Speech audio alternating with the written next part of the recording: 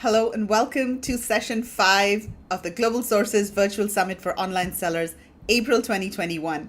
Today, this is our last session. We've been going here for almost 3 days now. Today's the third day of the session, of the summit. If you haven't registered already, there's still time to register. Head over to this URL, globalsources.com/summit. And when you do register, you will receive all of the replays and all of the slides that the speakers have been presenting over here.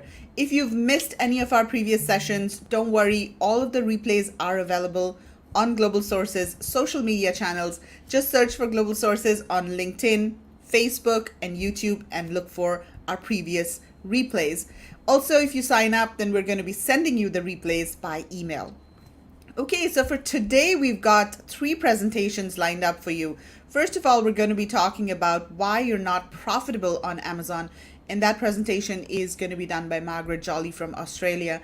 And then we're going to be talking about Amazon listing optimization and what's working now. That presentation is by Chris Thomas. And finally, our last presentation of the day and the summit is by Kushal Patel from Una Brands.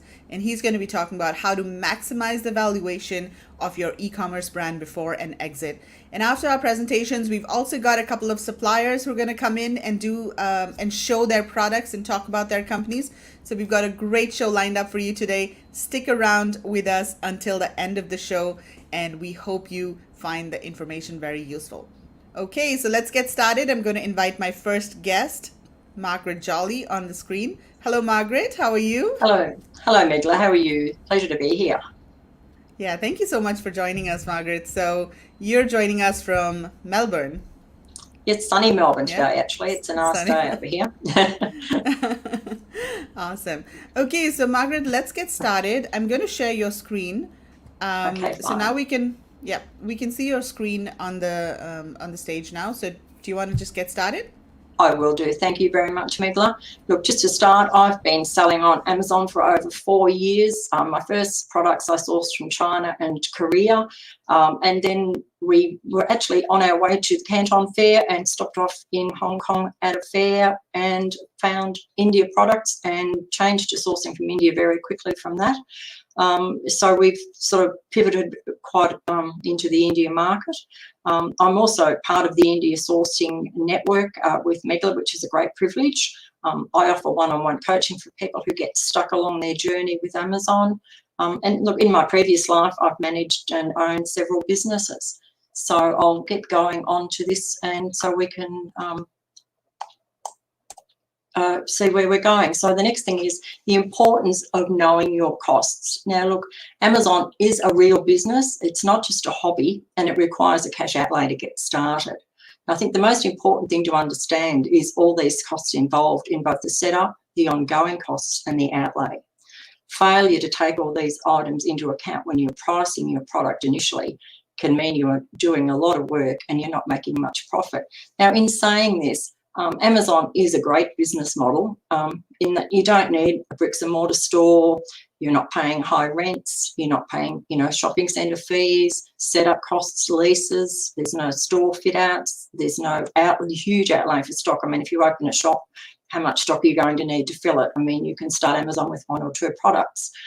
You pay thousands of dollars each month to staff. You've got long hours. You might buy a franchise, which costs, can be $500,000 or something to get into. So with Amazon, you're not spending any of that really. It can be done from anywhere in the world. As long as you have the internet, you can start with your 1, 2 products and scale your business gradually. Now, that might take you 2 years. I mean, people think that you can start Amazon, buy a product, get it up there, and start drawing a wage in the first month. It's not quite true. It takes you quite a while to actually scale your business. So we'll just move on to the next one. Setup costs. Now, one-off costs. So when you very first start with Amazon, it's a good idea to speak to your accountant, but set up a company or an LLC, depending where you are in the world. That will protect you against any sort of litigation that may come along, anything that can happen. It also helps with your tax. So, but I think you all should get financial advice on how to do that and what to do. And business registrations, once again, depending where you are in the world, you might need to register your business name, and it just depends on how each country handles that. But in Australia, we need to have our business registered. Trademarks. Now, Amazon are turning, I think, most private label sellers into having a trademark. They want us to do that. They want us to be professional, and they want us to be a brand. So you would need to start the process of trademarking your brand once you've got your brand sorted. And now that can be, up to a couple of $1,000, depending where you do your trademark and how you handle it. And once you get that trademark, it's well worthwhile because it gives you access to all the Amazon A+ content, the storefront, and brand analytics. And that is a great help to you when you're sort of running all your business, to get all the information you need from brand analytics. Now, branding and logo design.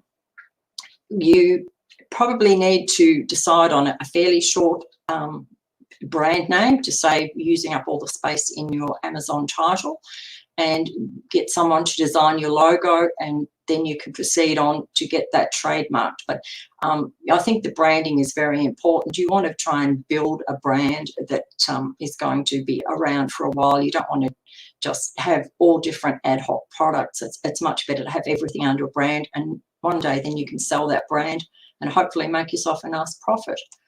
A website, it's a good idea, I think, just to have a website for presence. If people are looking at your product on Amazon, they might click onto your website if you've got it, and they can see that you are a real professional person. So I think that's well and truly worthwhile spending the time to get a nice website set up. And I mean, if you go onto Fiverr or somewhere like that, you can find that that's not that expensive. Now, the setup costs you've got with ongoing with every new product. So once you decide on a product, there's several costs that you have to really take into account when you're working out the product cost. Now, images, you need, with Amazon, one of the biggest selling points for your product is your product image. If you don't have a really good image set up, and 8 images, 9 images, your product is not going to stand out from the crowd, and you need infographics on that. So it needs to be done professionally. I think it's probably the most important thing after your product selection is to display it properly. You can have the best product in the world, but if it doesn't look good, it doesn't stand out, it's not well described, it shows the dimensions and all the different things, because it's only, a click of a mouse and people scroll down the screen. If they don't see your product standing out at them, they'll just keep rolling. So I think that that's very important, and it can be a fairly costly exercise depending on where you get that done. And video ads have become very big on Amazon of late with advertising, and they also allow you to have 2 video ads as part of your product images. So I think that's another thing. You can try and do it yourself, or you can pay a professional. It depends how proficient you are at using. There are a few little tools out there that you can actually use to make video ads from images. So it depends how far and how much money you want to spend. Your box design. Now, it's fairly important that you get your box designed, I think, in the right size. Now, some manufacturers might offer to do that for you, but you might need to get your logo designed. You've got to decide what you want your box to look like. So that's another, maybe not a major cost, but something that you need to do once off. Now, samples. It's very important to get a golden sample. Now, you may decide to get a couple of samples as you're going through the process, but you'll find that samples become quite expensive if you're doing a lot of them. So I would suggest you maybe work with your supplier and get it fairly much what you want, and then order some samples. But it can be $100 to $200 while you get your sample and get it shipped to wherever you live. Now, listing, copy, and optimization. I believe really that you probably have done all the research already to decide on your product. So you've probably got a big list of keywords there. So you're well underway to starting to write your listing copy and get it optimized. So I think that's something that you can take on yourself. But, you know, if you don't feel comfortable, there are people you can employ to do that. The same with your A+ content. Now, that is a really important section, I think, to having a listing. You can have your bullet points and your images, but when people scroll down the screen, there is a great area for A+ content. And in that, you can include, if you've got 4 products, you can actually promote those 4 products in that piece of, you know, content. And I think, you know, you're paying a lot for the Amazon real estate, you're paying all the fees. Why not use it? It's free. It's free advertising. You don't get that in very many places in any business. And once again, the storefront is a similar situation. Set up your storefront. You can have tabs of, you don't have to sell all the same one product. You can have tabs of different types of products. So you can have a storefront selling, it could be, you know, home decor, and you could be selling different types of products under different subtitles. But these things are all, that's free as well. And you'll find from your storefront, you can sell quite a lot of products each month where people see your brand name, go and click on it, and then will go and buy your products. So these things cost you to set it up, but once you've got it set up, it's there. And I think your storefront will pay for itself with a bit of time. Look, I've done both my A+ content and my storefront. I wouldn't say I'm proficient in doing those things, but with a little bit of patience, a little bit of time, and, you know, look around at other people's listings, see what they've done. And it's all modules. Amazon have made it very easy for you to do. It's all module based, so you just pick a module you like, and you can just slip that one in. So it's something that is doable if you're on a tight budget and don't want to spend too much money. Moving on to the next one is product landed costs. Now, your product cost is, you'll negotiate a cost with your supplier for your product, but when you're doing it, I would suggest that you ask for a price which we call FOB, which is free on board. Now, what that means is, now particularly in India, where the main port is at Mumbai, I always get my price to include that shipping, because it can be quite expensive, and you don't know suppliers, their base, who to go to get it moved. So if you've got to find someone to move those goods, it could cost you a lot more money than your local supplier, who's probably got a shipping company or a transport company that they use. So I would suggest that when you're getting your price, that you get it including to the port. That way then you know exactly what that cost is when it's going down to the port. Now, with your packaging, you can discuss with your supplier when you start working with them, but some of them will include the packaging cost in your product cost as well. So you need to have that discussion. But obviously, if you want to have a glamorous box that's silver foil or something that's going to be quite expensive, you know, you've got to take that into account and get that cost in and add it to your product cost as you get that from your supplier. Now, with shipping and transit insurance, it's very important when you're doing a shipment that you insure it. I don't know, have you seen these containers that fall off ships as they're heading across the ocean and your product is gone, so you've got no coverage? So I would suggest that everyone takes out transit insurance. Now, with your shipping, it's very hard to get a reasonable quote before you've actually got a packing list, which means that your products are actually packed into the cartons. Without that knowledge, the shippers can't give you an accurate quote, because it's all done on cubic meters at the time. And shipping prices, especially at the moment, in China, I know they're really, really exorbitant, and they are a lot more expensive than they were last year in India as well. So it's very hard to predict what you're shipping. You can't think, well, I paid $1,000 last year.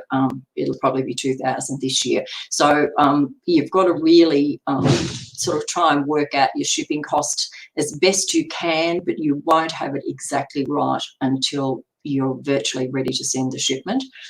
Now, customs duties, that is another unknown quantity really until it arrives in America. What will happen is once the shipment gets there, all the products will be checked and customs will give your shipper an invoice for how much all those duties are. So you've got to allow that. You can go online and have a look. There's HS codes for different types of products from each country into the States. So it's best that you do a bit of an exercise. But look, when you're very first starting out with your first product, a little bit of all this is going to be a bit of a guesstimate because, you know, until you've been through the whole process once, it's very hard to get these prices accurate. Now, Amazon-related costs. Now, these costs can be quite expensive, so you've got to really take into account all these, once again, by doing a bit of research. So if you're looking at selling a particular item, go in to the profitability calculator and have a look how much those people are paying for their fees, and that'll give you a good idea how much it's going to cost you if it's like for like. So we've got FBA fees. Now, that depends on the weight and size of your product, and that's fulfilled by Amazon. So what you can do, you can, you know, check around and have a look at those prices. But to give you a bit of an idea, a shoebox around a kilo in weight can be about $5.80. Now, if you start getting into oversized products, which is something that's 18 inches by 14 by 8. Anything above that becomes oversized. Now, those fees will then go from that $5.80 would be probably about $9 or $10. So it's important to also watch when you're starting with your first product, try not to do an oversized product because it's going to be a lot more expensive and a lot harder for you to handle. Now, the referral fees, in most categories on Amazon, the referral fee is 15%. It does vary on a couple of different categories, but most of the time you're paying 15% of your sale price. So if you're selling something for $40, that's $6. Then Amazon have monthly storage fees.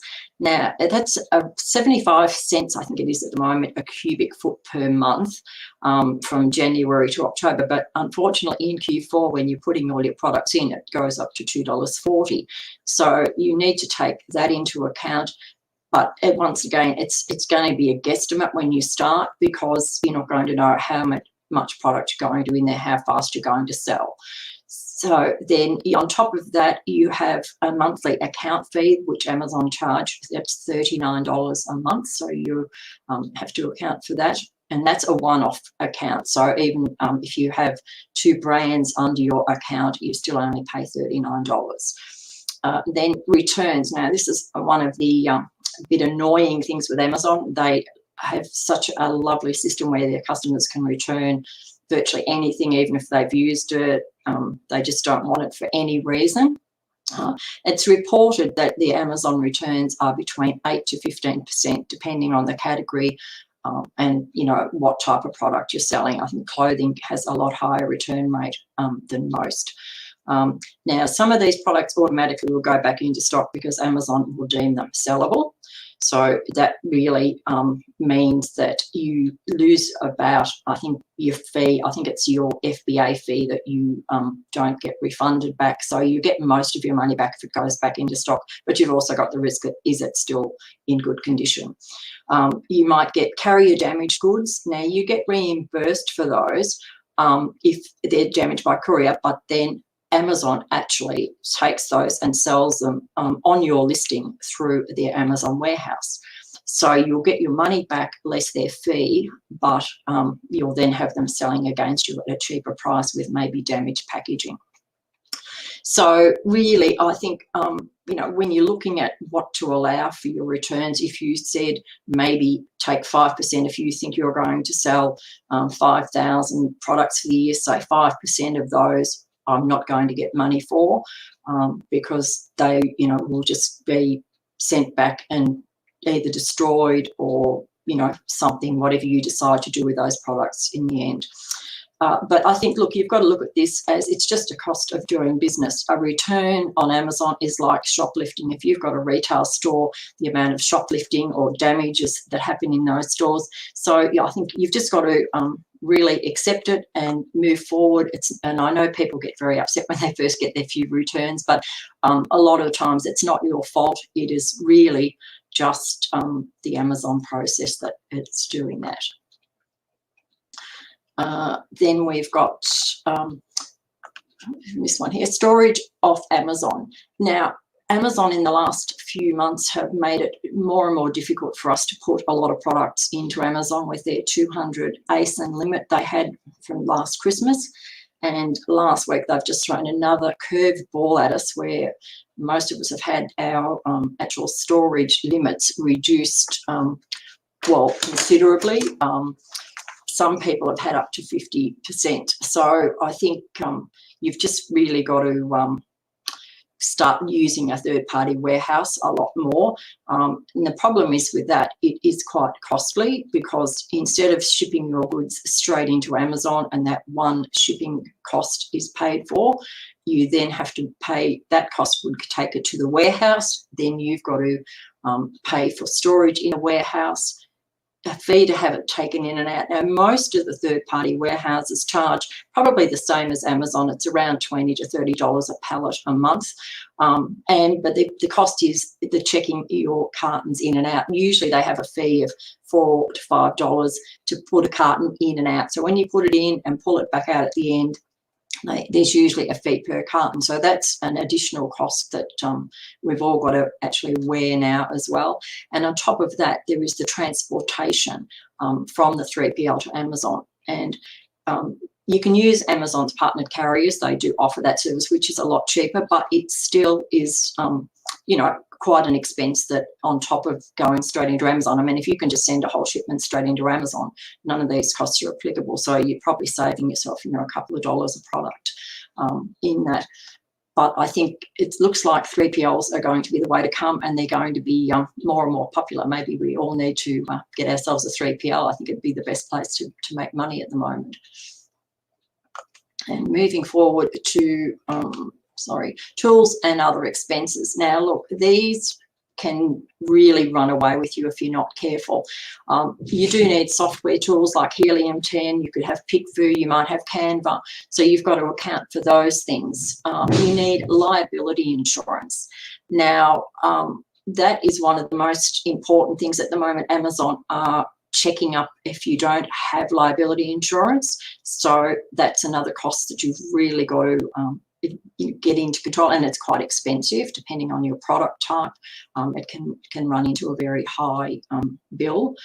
Domain registrations, you've probably got a few domains for your different, you know, websites or email addresses and things that you've got to pay for, so you need to account for those. Company registration, if you've got a company registered, you'll normally have a fee from your account and some fees to register that company for each year. Now, GS1 barcodes, each Amazon now are also trying to get everyone to use GS1 barcodes. So with that, I would advise people, especially if Australians are listening, don't buy Australian barcodes. They are quite expensive, and the US barcodes are quite expensive as well. But the UK barcodes, which you can use anywhere in the world, are a lot more cost effective. So that's just a little tip when you're buying your barcodes, that buy them from UK because they're cheaper. Now, computer and other home office costs, everyone will have different fees for that. So depending, you know, if you buy a new computer, really, if it's to do with your business, you should be claiming it out of your business, so it becomes a business expense. And accountants' fees. Now, accounting fees can be quite high, and it depends. Look, if you are starting out and you do, you know, have sort of a software package, whether you take on Xero or something like that, and A to X, they're all extra costs that you've got to take into account. So you need to really sit down and think about all these other tools and other things that you're using that are going to add to all your costs. And the next one is the big one and can run into a big cost, is your advertising and marketing. You really need to set yourself budgets for these and, you know, decide which strategy you're going to use. Now, the first one I've listed here is PPC. Now, PPC is an Amazon advertising tool, and it is really not a negotiable item. You can't really survive long selling on Amazon if you don't use any PPC advertising at all. You'll need to run some campaigns. Now, once again, each product will vary in the bid level, and you can quickly overspend if you don't take control. And just another thing to look at perhaps is when you're selecting your products, maybe put in those keywords that are relevant to that product into the Amazon back-end advertising and see how much a bid is. Things like supplements can be $4.50 a click, but other products might be 20 cents to $1. So it's worthwhile looking. I wouldn't take on something that's going to cost me $4.50 a click, because it's going to very quickly run out of my budget. You've got coupons. Amazon offer you service of it costs you 60 cents, but you can then put a $5 coupon on your product. So if you want to create a mini sale, and it gives you a nice little badge that shows up that you've got a discount. But once again, it's costing you 60 cents plus your discount. So you've got to take that into account. You can do promotions, discounts for buying more than one product. Then you can get into like Rebate Key, Pixelfy, Me, chatbots, Google Ads, Facebook, Instagram, Pinterest. So it's really up to you to sit down and work out, I suppose, a marketing strategy and a budget. Because if you just start running all these things and you've only got a couple of products and you're not selling thousands and thousands, you're going to find you're spending more than your profit on all your advertising. You do need to advertise, and I don't think in the first couple of months you're going to make any profit, because you're going to need to do this advertising to get your product going. But down the track, you've got to really sort of hone in and work out how much you can afford, and still, you don't want to be still just even breaking even. You want to be making some money. There is also Amazon offer, and this changes, I think it's still available to most people, is a program where you can actually ask Amazon to get reviews for you. So they would, you can sort of buy, I think it's 30 Vine reviews you can ask for. So what they do is they have a list of people, and they will send them an offer to buy your product, or to take your product for free. So you're basically giving away a product in exchange for a review.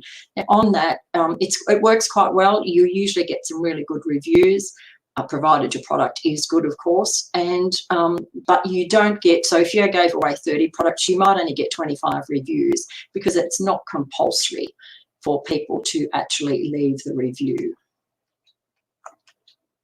Okay, now I've got some tips here for you. I think, like, the biggest thing is keep your eye on all your costs to ensure maximum profit. Now, don't leave it until the end of the year to decide have you made any money.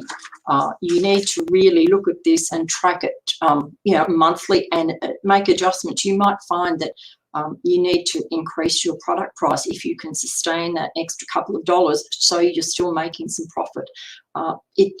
It's something that you've got to really, the first year of your business, it's going to take a bit of sort of working out how much all these costs are. So it's very difficult until you sort of get everything, all your ducks in a row, and get it all worked out. The second thing is set a budget for your advertising and stick to it, because otherwise you'll find all your profit plus is just gone. So you don't be working for a whole year and just to make everyone else money, and at the end of the day, you get the crumbs that are left. Now, make sure you set up your A+ content and your storefront. These are free, they entice buyers, and they generate quite a few sales, and there's no outlay. So I think that's one of the easiest things to do. I get a lot of sales through my storefront. Probably around 10 to 15% of my sales each month come through my storefront, and that's not costing me anything. It's much better than paying dearly for my PPC ads each day. Now, to another thing, don't just do a quick listing. When you're setting up this A+ content and your storefront, make sure your listing and all of your A+ are all ready to go before you go live. I've heard people say, oh, I've just done a quick listing because my product's arrived in the States. That isn't the way to go. If you're going to launch your product, you really want to have your listing looking great, your A+ content looking great, your storefront set up. So when you go and you've got that nice honeymoon period where you can get some extra sales, that's when you really want to be, getting the benefit of all that. So don't just think, oh, I've got to do it quickly. Spend your time, delay your product for a couple of weeks and make sure everything is right. You don't want to waste your honeymoon period. Now, the other thing is ensure all your packaging is as small as possible, because if you probably don't think about the time when you're doing it, but that extra half an inch, if you think of how much extra it is on your Amazon fees all the time, and then you think how much it is with your shipping, because if you've got an extra half an inch and you've got 2,000 products in a container, there's heaps more can fit in if you can reduce that by half an inch. So make sure you maximise your packaging size to as little as possible. And then when you're doing your cartons, now it's become very important, because you're going to be going into a 3PL on most instances, and they're charging you $4 or $5 to put that carton in and out. If you can reduce your carton size by half or a third, so if you can fit an extra, 5 or 6 products, you might have a product now that's got 12 in it, and if you can put 18 into that carton, you're going to save also a lot of cost with that. So I think, look, in saying all this, Amazon, I still believe, is, really one of the best options if you want to get started in your own business. And so I think it's really something that, people should work towards, but not expect to, become rich overnight. Whoops. And thank you very much. And there's my information. Great. Thank you so much, Margaret, for that presentation. So that was a lot of great information and very, very practical tips. I really like how you focus on, making a profit, because so many people just talk about revenue, and I made so much sales at Amazon and I'm, making so and so much revenue. But yeah, you really focus on profit. So I think that is really, really important. So guys, if you have any questions for Margaret about selling on Amazon, about costs related to Amazon, about how to be profitable on Amazon, type them in the comments wherever you're watching from, and Margaret will be addressing those questions. So Mark, what are some of the most common mistakes you see sellers making when they start selling on Amazon?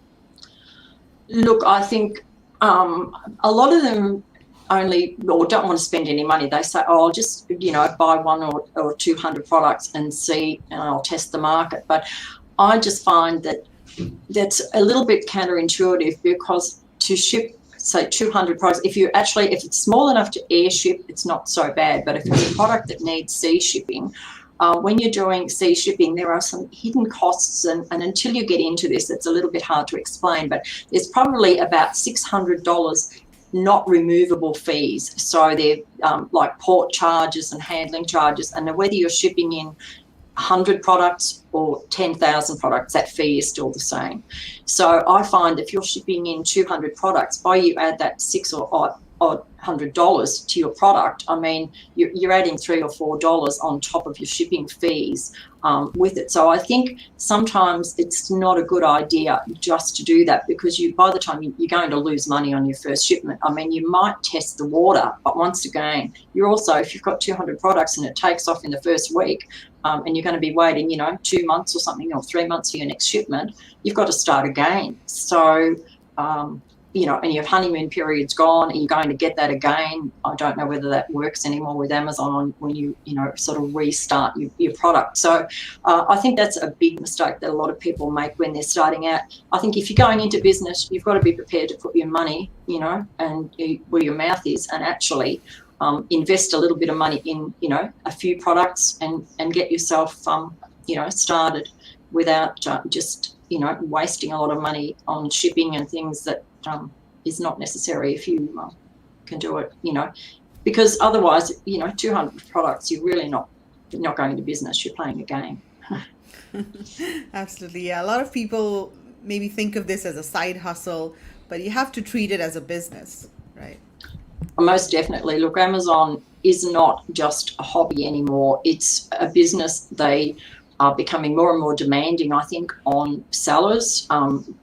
They really want you to be a proper business. And I think that's why some of these changes are happening all the time, that they're trying to get the small sellers with, one product that sells 1 product a day off their books, because, thinking of their side of it, it's probably not practical either. They want to have, moving stock and a bigger business to keep, you know, their side of it and make them profitable as well. Yeah. And a lot of new sellers ask us, you know, is it still a profitable business? Is it still a good business to get into? So what would you say to that? I mean, is this still, is it too saturated, or is there still space for new businesses to come in and be profitable? No, look, I don't think there's opportunities out there. There's still, you know, a lot of people starting off now, and I see people coming through all the time that are actually, you know, doing quite well and, you know, getting their first and second products going. And you read stories all the time. So I think it's, you've just got to be careful. You've got to select your product with care, and you've got to follow and do the whole process, and not just think I can just buy a product, stick it on Amazon and forget about it. It's a job. You've got to work at it every day. You know, if you're not prepared to put a couple of hours into your business every day, even with one or two products to get it going, and, you know, take part in that. It's not like, I think there's a few people have a perception that, you know, you open an Amazon business and you go and live on a deserted island and sit in the sun and, you know, drink pina coladas all day. It's not like that. It is a hard job. You've got to learn a lot. But you've got to be prepared to put the time in. It's not a quick, you know, make money overnight. It's a long process, and you've got to scale a business. Unless you're prepared to put, you know, $50,000 or $100,000 up front into stock, you've got to scale that and grow that. So there's a lot of work involved in it. So it's not for the faint-hearted. You know, I don't think it's for everyone. If you can't stand the stress and the pressure of it, some people might just find this just too hard. Look, I've got so many people I know that have made really, really successful businesses from this, exited, made a lot of money, and there's people working towards that all the time. So, yeah, look, I think it is great, but you've got to realise it is a business and it's hard work. It's not just a walk in the park. Exactly. And Daniel is saying, treat your business like a business and it will pay you like a business. Treat it as a hobby and it will cost you like a hobby. Yes, that is That's so true. That's a very good quote. I love that one. Yeah. Can I have that, Daniel? I think that's So great. I think one of the biggest challenges that sellers face, especially new sellers, is selecting products. So do you have any tips or advice for people on, you know, how to do product selection? Look, it's quite hard. I think, you know, you've really got to start using the tools that are out there now. And look, some people wake up and go, oh, I want to sell this thing. And rain, hail or shine, they're going to sell it because it's their pet hobby or something. That's probably not a wise thing to do. I think you've got to look at niches that have got an opportunity. It's no good going into a niche where there's 10,000 sellers selling the same thing in just a different colour or with a slightly different twist or handle or something like that. It's going to be too hard. So I think you can't just wake up one day and think, I want to sell this. You've really got to do a lot of research and make sure, look, it might work, it might be something that's good, but also, and something that I learned the hard way is, don't think because, oh, it's not sold on Amazon, I'm going to sell it. That's the worst thing you can do. Because if it's not on Amazon, nobody knows about it, nobody's looking for it. So it's very hard unless you've got a big marketing budget to do some TV ads or something to promote your, you know, new product that's not sold on Amazon already. So I think in a way it's better off to get into something that there are a few sellers and you can break into that market, but you don't want to be going into the really, really big niches that are just so saturated. Yeah. In terms of profitability, what sort of percentages are you looking for? I mean, when you're doing product selection, you know, what sort of multiples are you looking for in terms of how much you buy the product for and how much you sell it for? Look, that's really hard to put a pinpoint on. I think I myself don't like the cheaper products. I believe the best way to make a reasonable profit is I like to select products that I can sell somewhere between $40 and $70. And so then to me, if I can say buy that product for $15 landed cost into America, if I can sell it for $45, I should be able to make myself $15 profit. But if you're looking at a product that's only $20, you need a multiplier of probably 6 or 7, 8 times as different. People have different scores on that because the Amazon fees don't change. So if you've got that shoebox that weighs a kilo and you're selling it for $20, you're still going to be paying that $6. Whereas if you've got that same product and you can sell it for 40, that $6 doesn't change, and your shipping doesn't change.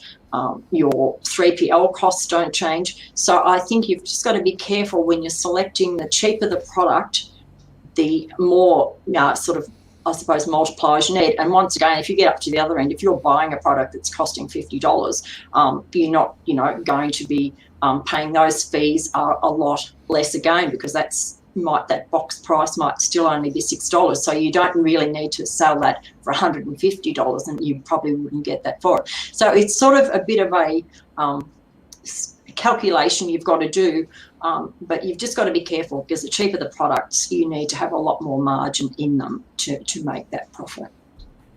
Right. So Mana is saying, awesome presentation, Mark. Super insight on startup and ongoing costs. Thank you, Mana. That's awesome. So I think one of the costs also that sellers have to deal with are packaging and storage costs, actually. So especially if your product is not moving really fast, storage costs can really pile up, and especially nowadays when you have to send your product into a 3PL as well, because of the storage limits in Amazon. So do you have any tips for people on how they can minimize storage costs?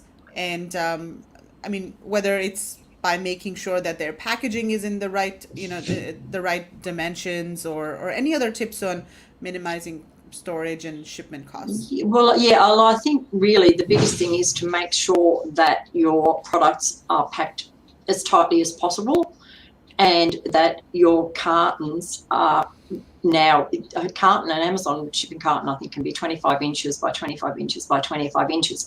So, I've just changed a lot of my cartons. We had some of our cartons were only like 15 by 18 or something like that. So I've gone back to my manufacturer and said, redesign all those cartons. I want them as close to 25 by 25, because I want to save as much money as I can on that. And I mean, it's not only that. When you think about it, if you're doing thousands of items, that, the extra cartons, the cardboard in the smaller cartons, it all adds up. And I know this sounds trivial, but the bigger your business becomes, all these things save you a fortune. And I've seen lots of good exercises on, people worrying, by reducing something by half an inch, how much more they can fit into a carton, and then how much more they can fit into a container if you send a container. So it is very important to micromanage that part of your business and be really, really strict on, your packaging and those things when you're doing it. Right. So we've got a question from Daniel. I'm a newbie in the Amazon world. How to validate a product idea when exact keyword, exact same product model is not available in Amazon, but there are sales on Etsy and searches on Pinterest? Are sales on Etsy and Pinterest enough to say that there will also be sales on Amazon? Well, if the product's not on Amazon, or those keywords not on Amazon, you might struggle, because that means that people that are buying on Amazon, are they not looking for that? Because those keywords, I would imagine, should be there. So I'd be a little bit dubious if those keywords are coming up on Amazon. It's going to be pretty hard to get people to find it, because the only way people find your product is by searching by keyword. So if those keywords that they're putting in aren't coming up with any products at the moment, but I mean, I would have thought if people are looking for it, that keyword should be there, that Amazon would be showing that product in some form from that keyword. But a little bit iffy to me. I'd be a little bit concerned. Because I mean, just because it's on Etsy and Pinterest doesn't mean to say that people are searching Amazon for it, obviously. Yeah. And it also depends on the product, because remember in Project X, what Bradley and Tim had done was that they had these egg trays, and most people were on Pinterest were looking for wooden egg trays, or there were a lot of wooden egg trays on Pinterest, but there weren't too many on Amazon. There were only the other regular kind of egg trays. So they launched these wooden egg trays on Amazon, and they were pretty successful, even though there weren't too many wooden egg trays selling there. But of course, there were keyword searches. Yeah, there were keyword searches. Yeah. So yeah, as long as there are keyword searches on Amazon. Yeah, that's right. You've just got to be really careful and think about it, because obviously if people are looking for an egg tray and you can get in there on egg tray and pop up with a wooden one, people are going to see it and they're going to want it. So, you've got to have some sort of keyword availability on Amazon for that product, I think, for it to succeed. Yeah, absolutely. Well, guys, do you have any more questions for Margaret over here? We're going to start wrapping up and moving on to the next presentation. So if you do have any questions, type them in the comments now.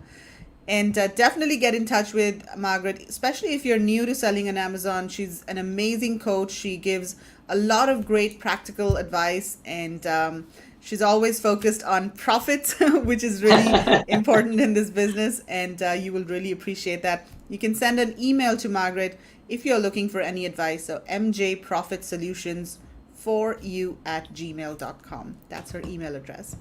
Well, Margaret, thank you so much for your time today. And great presentation, really good advice. So thank you so much for that. Thank you very much, Megala. It's been a pleasure. All right. See you around. Bye. Okay. Bye. Okay. So let's move on to our next guest who's waiting backstage. And I'm going to invite Chris Thomas from the Australian Seller. Chris, how are you? Fantastic, Megala. How are you? Am I coming through okay? Great. Yes, you're coming through loud and clear. Fabulous, fabulous. Got my special microphone here, ready to go. Let's do this, yeah. Okay, so Chris, today we're going to be talking about listing optimization and what's working in 2021 and some advanced strategies that you have. So do you want to start sharing your screen and we can get started? Do you have an intro slide in your presentation, or do you want to do an intro before you get into the slides? You put me under an enormous amount of pressure here, Megala. I'm loving it. Hang on a second, while I just scroll back up to the top of my intro slide world. Hang on, I've got like 72 slides to get through, and wow, not ready. Hang on one second. Sorry, right. I'm definitely ready. So we'll do this, and then what I'm going to do is share a screen. So I'm a little bit rusty on this one. So. We'll do this, and then we're going to do this, and then we're going to do that.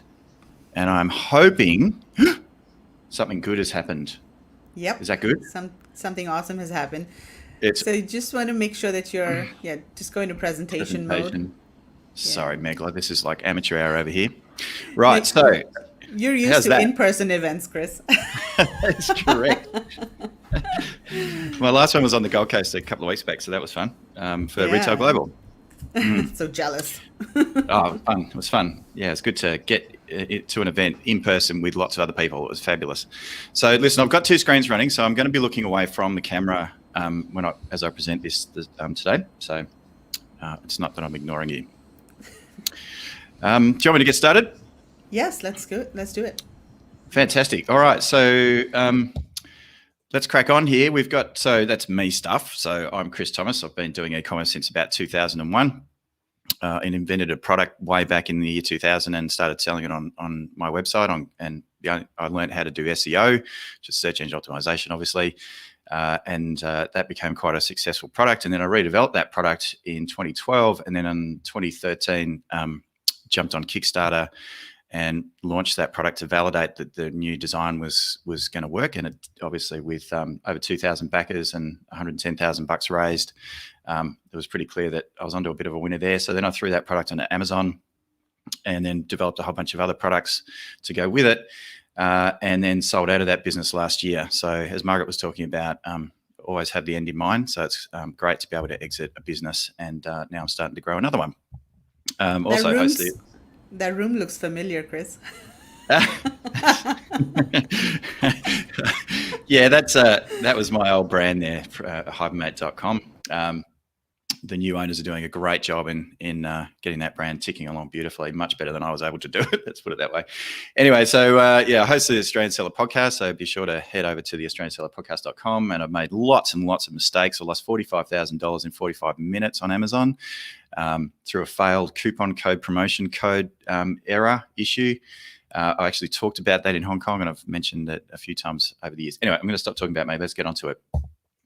So today we're going to be talking about conversion rate, but before we do that, let's just recap the A9 algorithm. And basically, there's a lot of different things that are going on with the A9 algorithm, but in essence, it's looking at conversion rate. So if you've got a great conversion rate on your listing, and you're selling a lot of units in a very short period of time or consistently over a long period of time, those are the two main ones. But the other one that's really important here is sales through keywords, and sales through keywords equals rankings. And Margaret and yourself, Megla, were talking about really the only way to find a product on Amazon is through a keyword, or through a key phrase, I should say.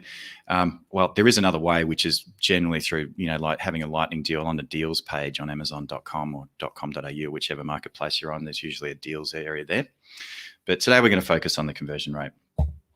So obviously, given that keywords are so important, what we want to do is make sure that we're actually optimizing for the right keywords for our product before we launch it. So keywords are king. That was a phrase I think that Kevin King once put together for everybody. So anyway, so what I like to do is use Brandon Young's keyword research methodology. So I'm pretty sure he's got lots of free kind of workshops about this on YouTube. So do be sure to look him up. But I'm going to quickly take you through how he does keyword research and how he creates an optimized master list of keywords using Helium 10. So if you don't have Helium 10, you may be able to use other tools, I don't know, like ZonGuru or perhaps even Jungle Scout, to be able to do something a little bit similar to what I'm about to show you. But for today, we're going to use Helium 10.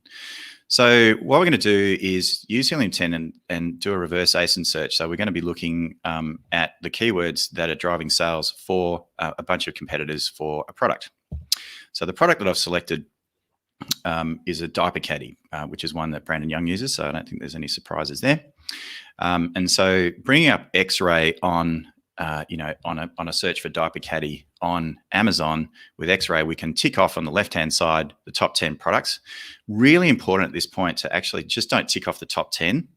It's actually a really good idea to make sure that all of the products that are there are actually very, very closely related, or they look a lot like, or they are in fact your products. Sometimes there are some outlier products that will sit in here in this world that are not actually the same as, you wouldn't expect to see them. So make sure you don't select those and select something else that is the same. I'm not interested in revenue. I'm not interested in how many reviews. I'm not interested in anything at this point. I just know that these guys rank for that search term. And that tells me that they must be getting sales through that keyword. They wouldn't be there if they weren't getting sales through the keyword, okay?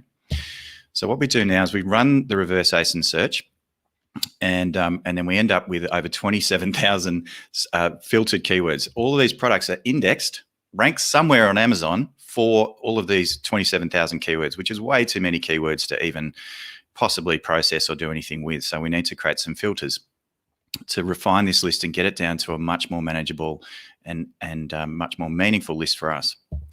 So the way that we do that is to open up the advanced filters section as well on this search. And what I've done here is I've looked down through all of the different keywords and kind of worked out that probably I'm going to filter it down to a minimum. I only want to see keywords with a minimum of 300 search volume per month, okay?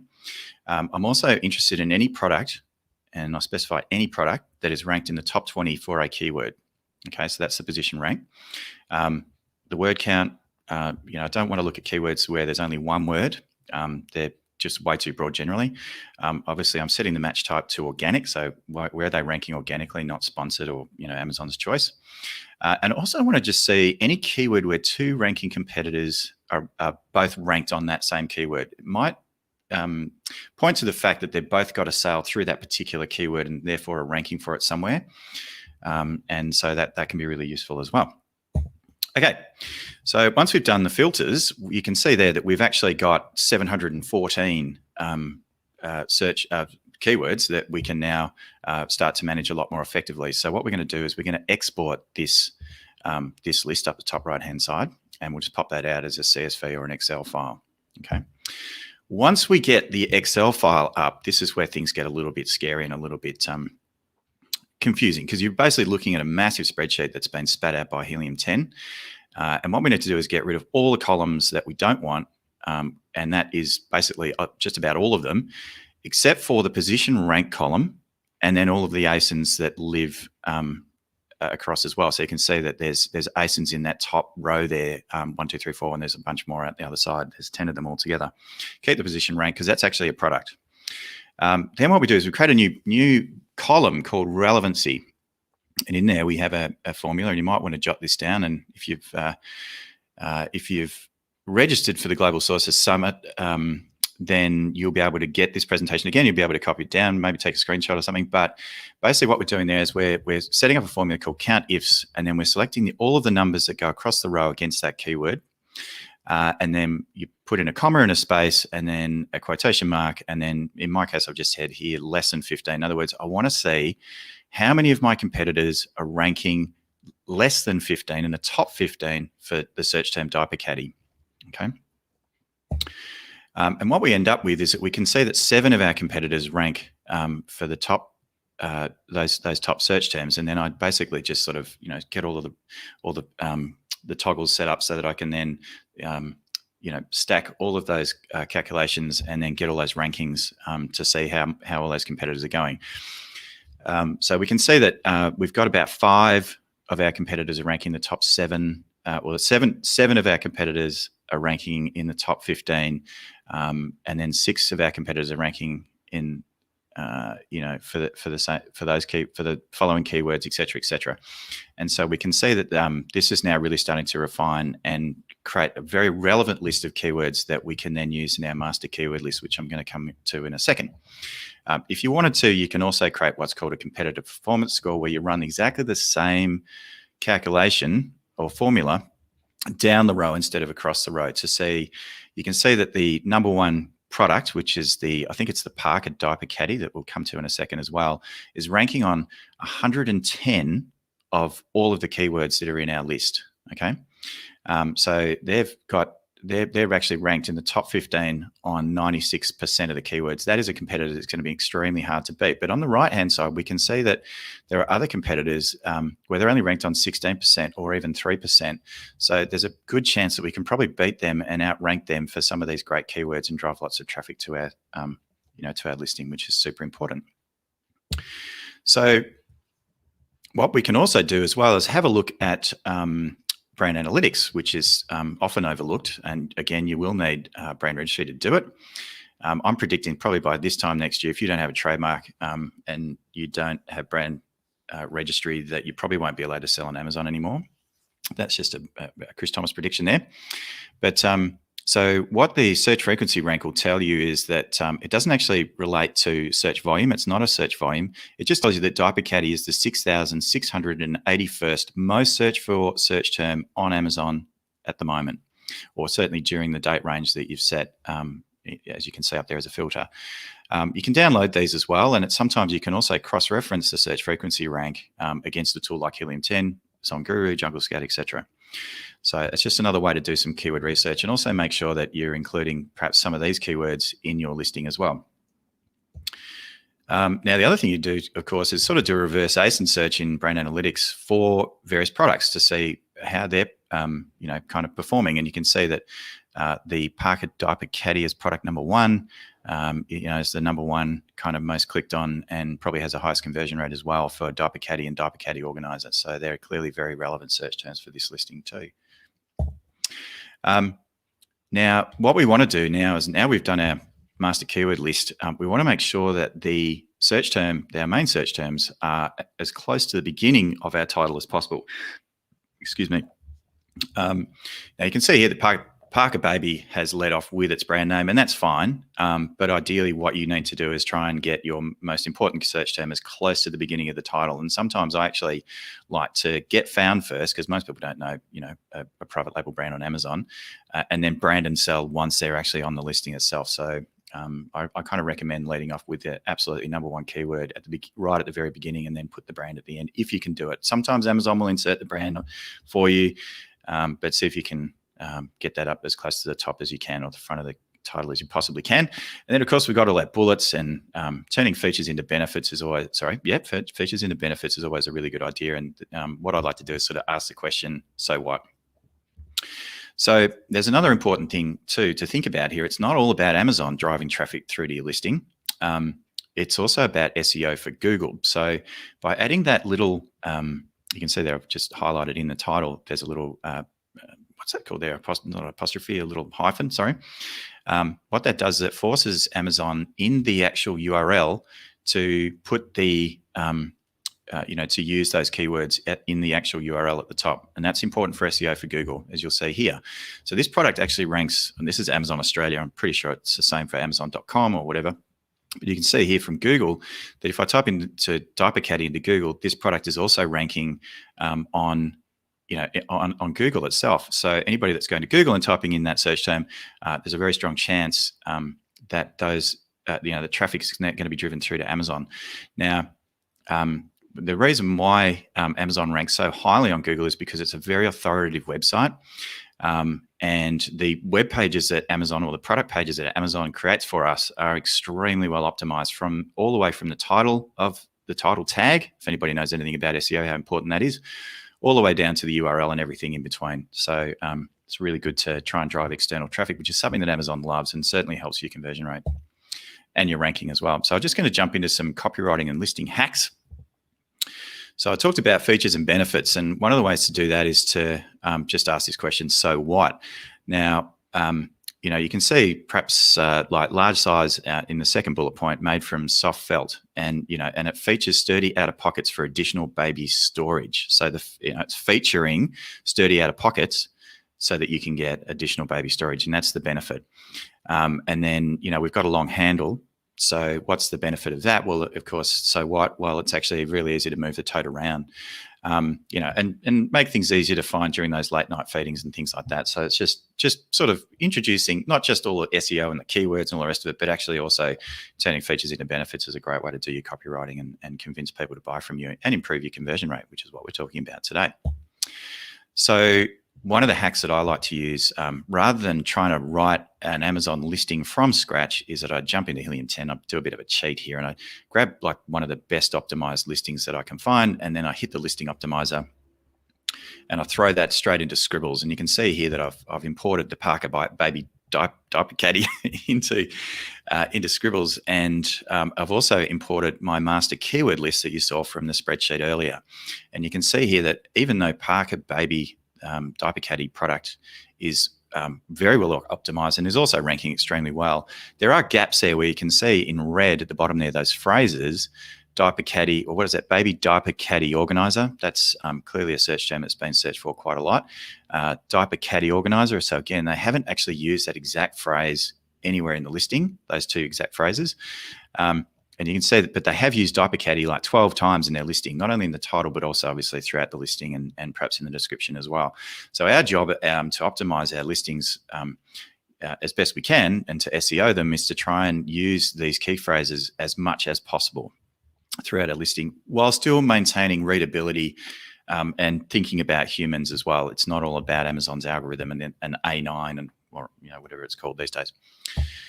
Now, HTML is sort of being phased out. I think we've all received a note from Amazon that HTML is no longer going to be supported in our product descriptions, but I'm still seeing it around, so it might still be worth quickly to jump into the Seller app excellent tool here, which automatically converts your HTML, your standard, kind of just type out what you would like your description to look like on the page, and it will automatically add all of the HTML into it. And you can see all the HTML code on the right-hand side, which is, the opening up a paragraph, closing a paragraph, opening a paragraph, bolding it, which is the strong, closing the strong, et cetera, et cetera. So you don't have to learn any of that stuff. You can basically just come in here and then copy the HTML code and bang that straight into your product description area within the back end of Amazon. Now, the subject matter fields too, they are starting to disappear. I'm still seeing them in various categories for various clients that I have. So I think it's still worth it. If you've got access to this, then it's definitely worth doing this. Now, what I tend to do, this is another product. This is one of my clients who's very happy for me to share his product with you today. So he sells a computer keyboard stand or a computer riser and does extremely well. And so what I was doing when I was optimizing his listing and doing all of this work was basically did have subject matter fields. So what I do is I put in the exact key phrases. So I'm banging Amazon on the head. I've got this these keywords as much in the title tag, but I'm also including it in the bullets. I'm also including it in the description. I'm also including it in the search terms. I'm also including all of these keywords in the subject matter, and I rank them. So you have up to 50 characters, I believe, in this area, but I just go keyword, keyword, keyword, keyword, keyword. And it works an absolute treat generally. Now, the other thing that you can do too is pretty advanced stuff at this point. is that you can go to Google and type in Amazon Browse Tree Guide and then the marketplace, because they're all different. And these browse tree guides help you to, not always, but sometimes you'll be able to surface other keywords that Amazon is actually looking for in relation to the product that you are selling at the moment. So you can go to Amazon, scroll down that page, you'll see the consumer electronics, which is the category that we're in, and then you hit the browse tree guide, the BTG, and you download it. And what you end up with is this crazy, every single browse tree node, which are all these sort of crazy numbers that relate to where various products and the categories that they fit into. And then if you're lucky for your product, you might find the Thesaurus attribute keywords. And this can be quite useful. And normally where you find these keywords is actually when you're doing a flat file. So it's another place to look for these keywords. But when you're actually setting up a listing on Amazon and you're in the back end in the keyword section of your listing creation, you'll see the other attribute often sort of section. But there's a whole bunch of defaulted sort of keywords or phrases that Amazon provides, and half of them are completely useless. So what we want to do is actually make sure that we're including the keywords that Amazon really wants us to insert into our listing, which is an accepted value. And you can see up the top there in that column that the accepted values are cordless feature and ergonomic feature. Well, our computer keyboard standard doesn't have a cordless feature. I suppose it does, but it certainly is ergonomic, and it's looking for an ergonomic feature. So just hit that drop down there to see what they are. And you can see here in this listing under other attributes, I've added some, but I've also included ergonomic feature in there as well. So it's always a good idea just to type in it exactly as you see it in the browse tree guide. Hope that all makes sense, gang. Now, the other thing is that if you are going to play around with flat files, or you want to see a flat file for your own product, strongly recommend too that you go and get into the help section of Amazon. Just investigate other product listings. You can see there at the bottom, and then just make a quick note, just asking them to enable the category listings report. I think it's actually one of the most important inventory reports that you can get.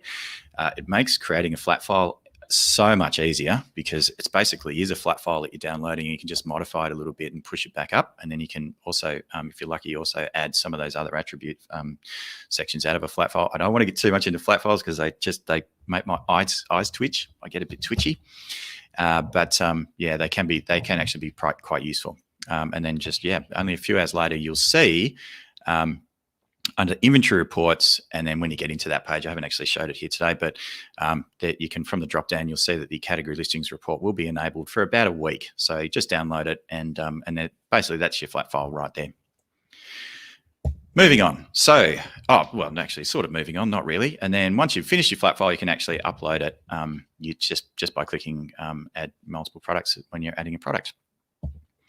Now, there's, of course, if you're, again, brand registered, you have the option to use the search term optimizer, and that can be quite powerful as well, although it's probably going to tell you to get rid of just about all the keywords that you put in to your back-end search terms field that we looked at earlier. And another area that I'm seeing a huge amount of success with at the moment is virtual bundles. So it's kind of unrelated to what we're talking about today, but virtual bundles are proving to be incredibly powerful because the virtual bundles themselves show on the product pages of the products that actually are part of a bundle. And so we're seeing, for a lot of clients, we're seeing a lot of people actually taking advantage of these virtual bundles and buying multiple products in one order, which is fabulous. But the search term optimizer, I'll quickly show you that. So basically, you can see I've kind of blanked out because it's one of my clients, but I've got a bit of work to do on a few of these listings here. In fact, just about all of them, because I need to update some of the search term optimization there. So I haven't really read up much about this. It's reasonably new, but I think it's probably worth following the guidelines that Amazon's providing for us. Moving on, getting a strike through. People often wonder how to do that. I know with my students, they're often wondering, how do I get a strike through? Well, the way to do it, it doesn't always work, and you need to be a little bit careful here in terms of how much, particularly as private label sellers, we can set our own price for our own product, our own, RRP or MAP, manufacturer's agreed price. So the list price is the $22.99, and then what I was able to do is get the strike through on that to show that the customer that we're getting, well, they're receiving a potential discount of what's that, 18% or $4.20. So how do we do that? And of course, a lot of you probably already know this, but what we want to do is basically, you can see there that your price is $18.79 and the manufacturer's suggested retail price is $22.99. Don't use the sale price or the start sale dates or the end sale date. Just don't use those guys because they actually don't do anything. In fact, they just make things worse, I think. So with the $22.99, or the difference between your list price and your manufacturer's price, you really don't want that much more than about 20% in order to try and get the strike through. So don't be greedy and sort of try and list it at $99.99 and then try and have your list price at $18.79. It's just not going to work. Amazon knows that you're up to something. So try and be reasonable about that.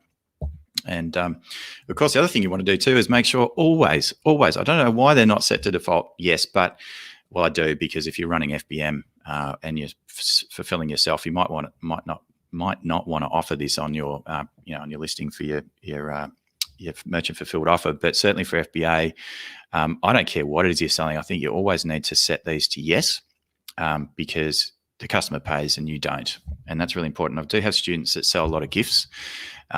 And we can see that a lot of the orders that come through are actually, not a lot, but about 20% of the orders that come through, customers are actually selecting this. And that, again, helps conversion rate, because if you're offering gift messaging and your competitors aren't, then people are more likely, and gift wrapping, customers are more likely to potentially order from you rather than them. So again, conversion rate. Anyway, where does this all end up? Well, it ends up with George with his computer keyboard stand ranking absolutely number one behind that sponsored ad on the left-hand side there on Amazon and completely dominating it. So all this stuff works. Now, badge hacks are important as well. So we want to draw people's eyes and we want to get people onto our listing so they can convert. So there's a few different badges that we can leverage. Again, these are all offered by Amazon. Some are free and some are not free. In fact, none of them are free, to be honest. Sorry. There's about a 60-cent cost to create a coupon. And you can see in the search results there that there's really only one product there that is offering a coupon, which is a $3 off. Now, you can have two different types of coupons. You can have a $1 off type of coupon, and you can also have a percentage off. And I'll prefer $1 off because people can do the maths a lot better. 18% off $49.95 is a little bit tricky for someone to try and figure out. So we want to make life as easy as possible for our customers to be able to work out exactly what their discount's going to be if they take advantage of the coupon that's on offer. So always go with the $1 off. And then the other thing, of course, and you can see all the 10% there. But the other one that you can do, if your product is eligible, is that you can also do a limited time deal. And so that's another way to attract the eye of the customer. Now, these limited time deals typically actually do live in the deal section or the daily deals, whatever it's called on Amazon. And that's when they get surfaced in your, not only on the listing itself, but also in the search results too. Now, Vine, really important. This is the new ERP or the early review program that was closed down literally without warning, just like the inventory limits that we've recently experienced as well. So we're very sad to see the early review program go, and you can still see it there in the nav, like they're teasing us, but if you try and click it, it says it doesn't work. But the Vine is the new ERP. So basically, it's almost like a rebate. You can give away the product away for free in exchange for a very, very trusted review. And so when Vine reviewers, they're kind of like the gods of the review world on Amazon. Those reviews will never be taken away.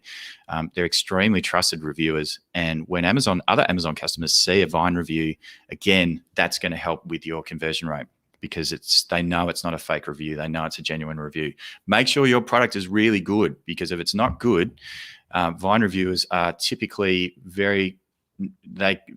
if you get a 5-star from a Vine reviewer, congratulations. Most of the time it's a 3 or a 4, but they're still very powerful, no matter how good your product is. Now, reviews are also really important.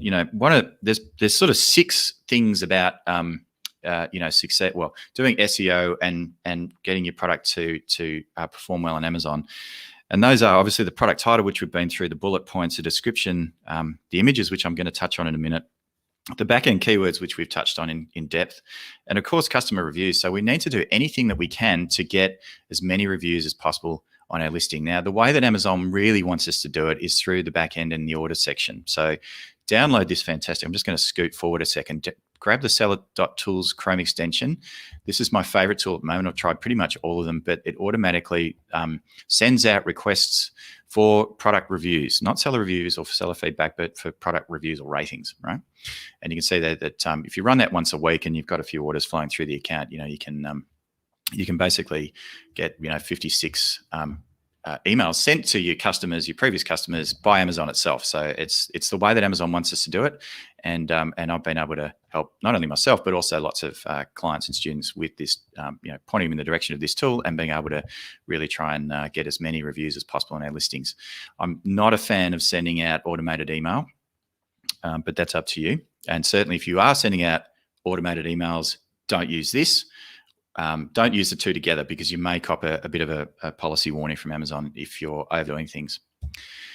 We've just seen that, so grab that. That's just coming out of the Chrome Web Store.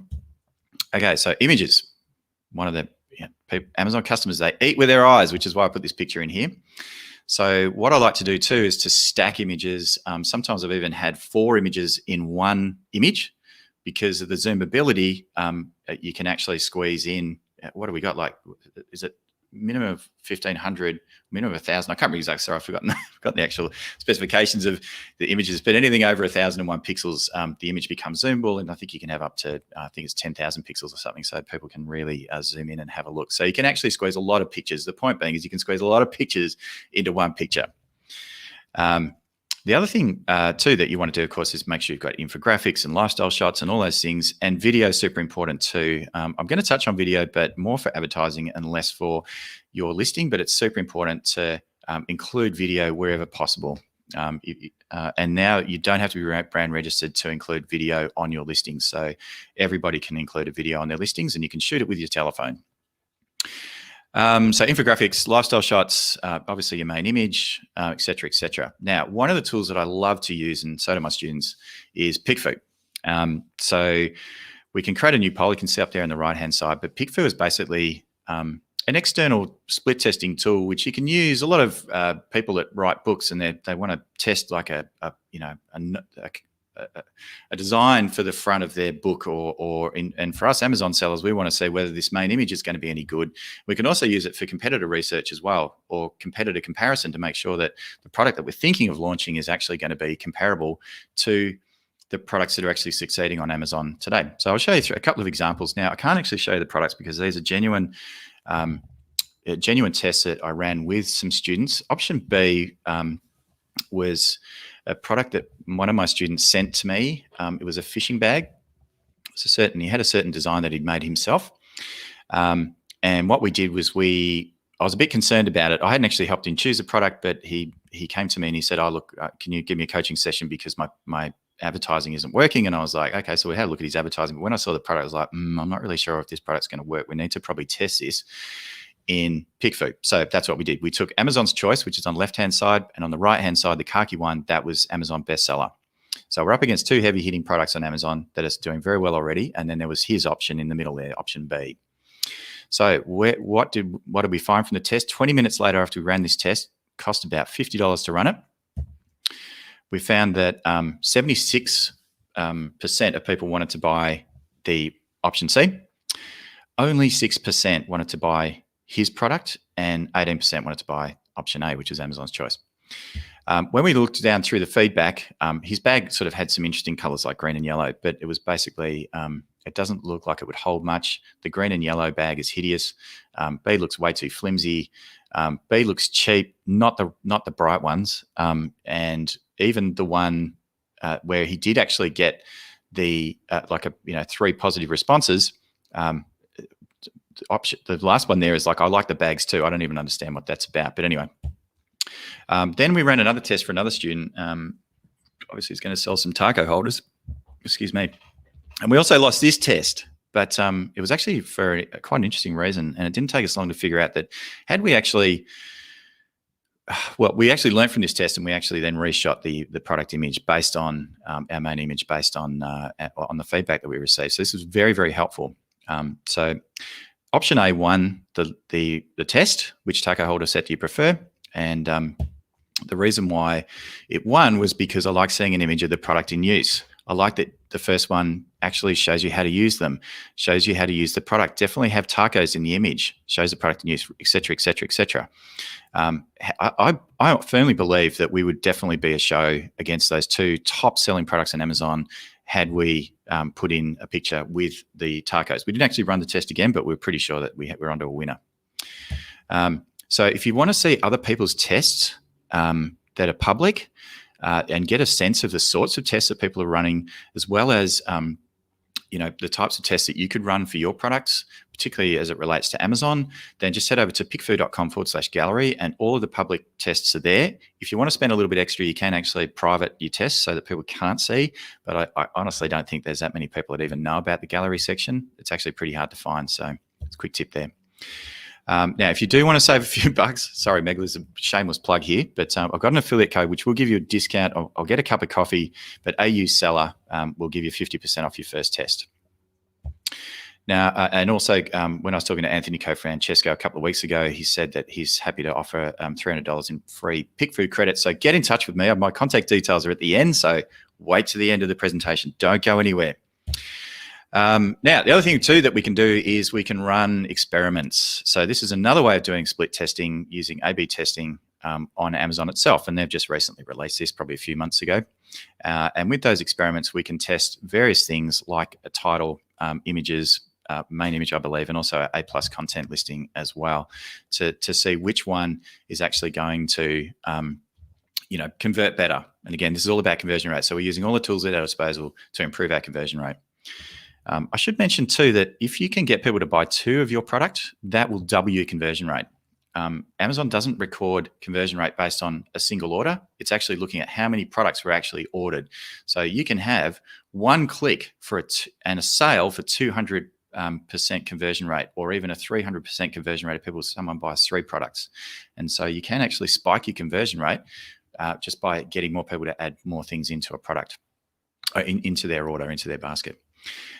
Okay, so a couple more PickFood tests here with packaging, which is just so important. You can see here that the option A won this, and the main reason, of course, was because they mentioned the fact that they have 30 crayons or whatever the textures are, or something, paintbrushes or something, on the actual packaging itself.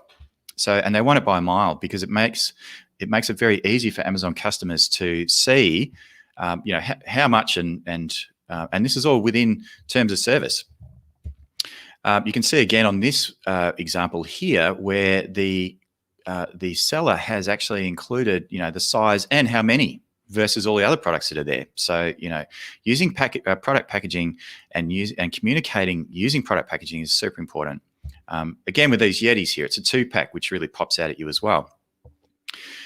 So, use packaging to design your products so that you can actually see how many units are actually in a pack or whatever else you're trying to convey. I've got the same slide twice. Sorry about that. So then we can jump into A+ or EBC. I'm looking at the time here, Meg. I just think we're trucking along pretty well. I've got about 5 or 6 slides to go. So another client, they sell shoe protector spray and all sorts of other different types of waterproof sprays. Again, very happy for me to share this today. Is using A+. So what we can do, there's a couple of things that we can do. Like you can have a full main image, and it doesn't look like you can do it when you're actually setting up A+ listings in the back end when you're actually creating it. But the way that you can create a full image, which is quite powerful in my opinion, is just to leave the area blank when you're actually setting up this tile. So I'll just keep moving on that. And then I'm not quite sure why that's right. Yeah. So, and these are attached to a parent. So you can actually create A+ content for a parent, and then all of the children, you can assign all the children ASINs to it as well. And Margaret mentioned too in her presentation earlier that it's a really good idea to also cross-promote your products as well. So you want to be advertising and talking about your other products within that section, within terms of service. Videos, super important. So when you have a video on your listing, make sure that you're instructing and showing the benefits of your product. So again, for the computer keyboard stand, really powerful. This definitely really helped with their conversion rate and sales. You can see that you want to annotate, super important as well. So even though there might not be any voiceover or anything like that, annotation is super important so that you can actually convey the benefits as quickly and as boldly as possible. because often people have their sound turned off, and so we want to make sure that they're, being able to read the content. And also, of course, you want to fire your biggest USP or your biggest benefit early. So type better with this keyboard stand. And then, of course, you can also switch them over to the video ad. So you want to make sure that your video or your video itself is actually less than 45 seconds. I tend to try and make sure that they're about 44 seconds. For some reason, right on 45, Amazon will not allow you to upload your video as an ad. And that's probably about as much as anybody can take anyway. But video ads are just the new cool kid on the block. They're quite cheap. Not a lot of brands go to the effort of creating videos for their listings and then repurposing those videos as well to become video ads, which take up an enormous amount of real estate. They're very cheap, and you can see here that the 18% or 18.4% ACOS is pretty good. So it's much better than some of the other campaigns that are running in this account. So I've just highlighted there, you want to make them 45 seconds long at most, and more than 6. And then there's all the other details there when you're setting this up. That's it for this morning. So my email address is chris@christhomas.com.au, theaustralianseller.com. Join my Facebook group. And of course, if you want some coaching or some help or some advice with your Amazon business, just head over to theaustralianseller.com/Chris. I'm going to take a deep breath and hand it back to Megla. Megla, thank you. Chris, thank you. Oh my gosh, that was such a lot of information. I've taken a few notes too.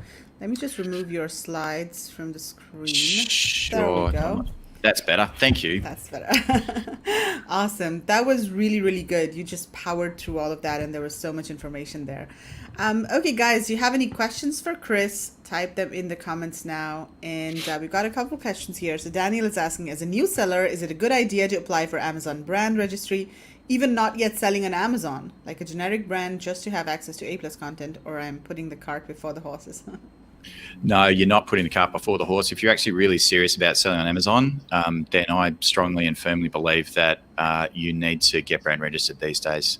Now, one of the big reasons is not only for all the benefits that you get, but it's also the restrictions that you also are inflicted with, I suppose, by Amazon if you don't have a brand or a registered brand with them. So, like even creating a listing without, you'll end up with like errors when you're creating a listing that you just won't know what's going on. 5665 error is really common. It's a real pain if you don't have brand registry. You can do it, of course, and people do, but there's a lot of hurdles and hoops to jump through. So I would strongly recommend that you do it if you're serious. And a generic brand is a really good idea when you're starting out, just that brand name, because then you can kind of put anything under it. And as you're sort of testing and learning and deciding which category you're going to sell in, et cetera, et cetera. So yeah, I strongly recommend it. You can do it cheap, if you can do it yourself using LegalZoom or whatever in the United States, or sort of self-serve. It's about $375 or $350 to do it yourself. But of course, you've got to wait 6, 7, 8, 9 months to get the trademark. But of course, you can also use Amazon's Brand Accelerator program, which they've got a bunch of trademark lawyers there that even though you've registered your trademark and it's still not actually active or, fully registered, it's still pending, because you've gone through Amazon's preferred supplier list of trademark attorneys, you'll get brand registry within about 2 or 3 weeks, I think, of actually submitting the application. Yeah. And there's so many different services that Amazon has been launching specifically for brand registered sellers. So like you mentioned, of course, video ads. And also recently I saw that they're going to be offering some email management tools, and that's also going to be only for brand registered. So that was a very bold prediction you made out there, Chris, about non-brand registered sellers not being able to sell on Amazon. So yeah, but very likely, yeah. I just think the writing's on the wall. I think Amazon's sick of just new sellers coming in, filling their warehouses full of silicon spatulas and oven mitts and things that they just have millions of anyway. And it's just, just really inexperienced people coming through that just don't have the right,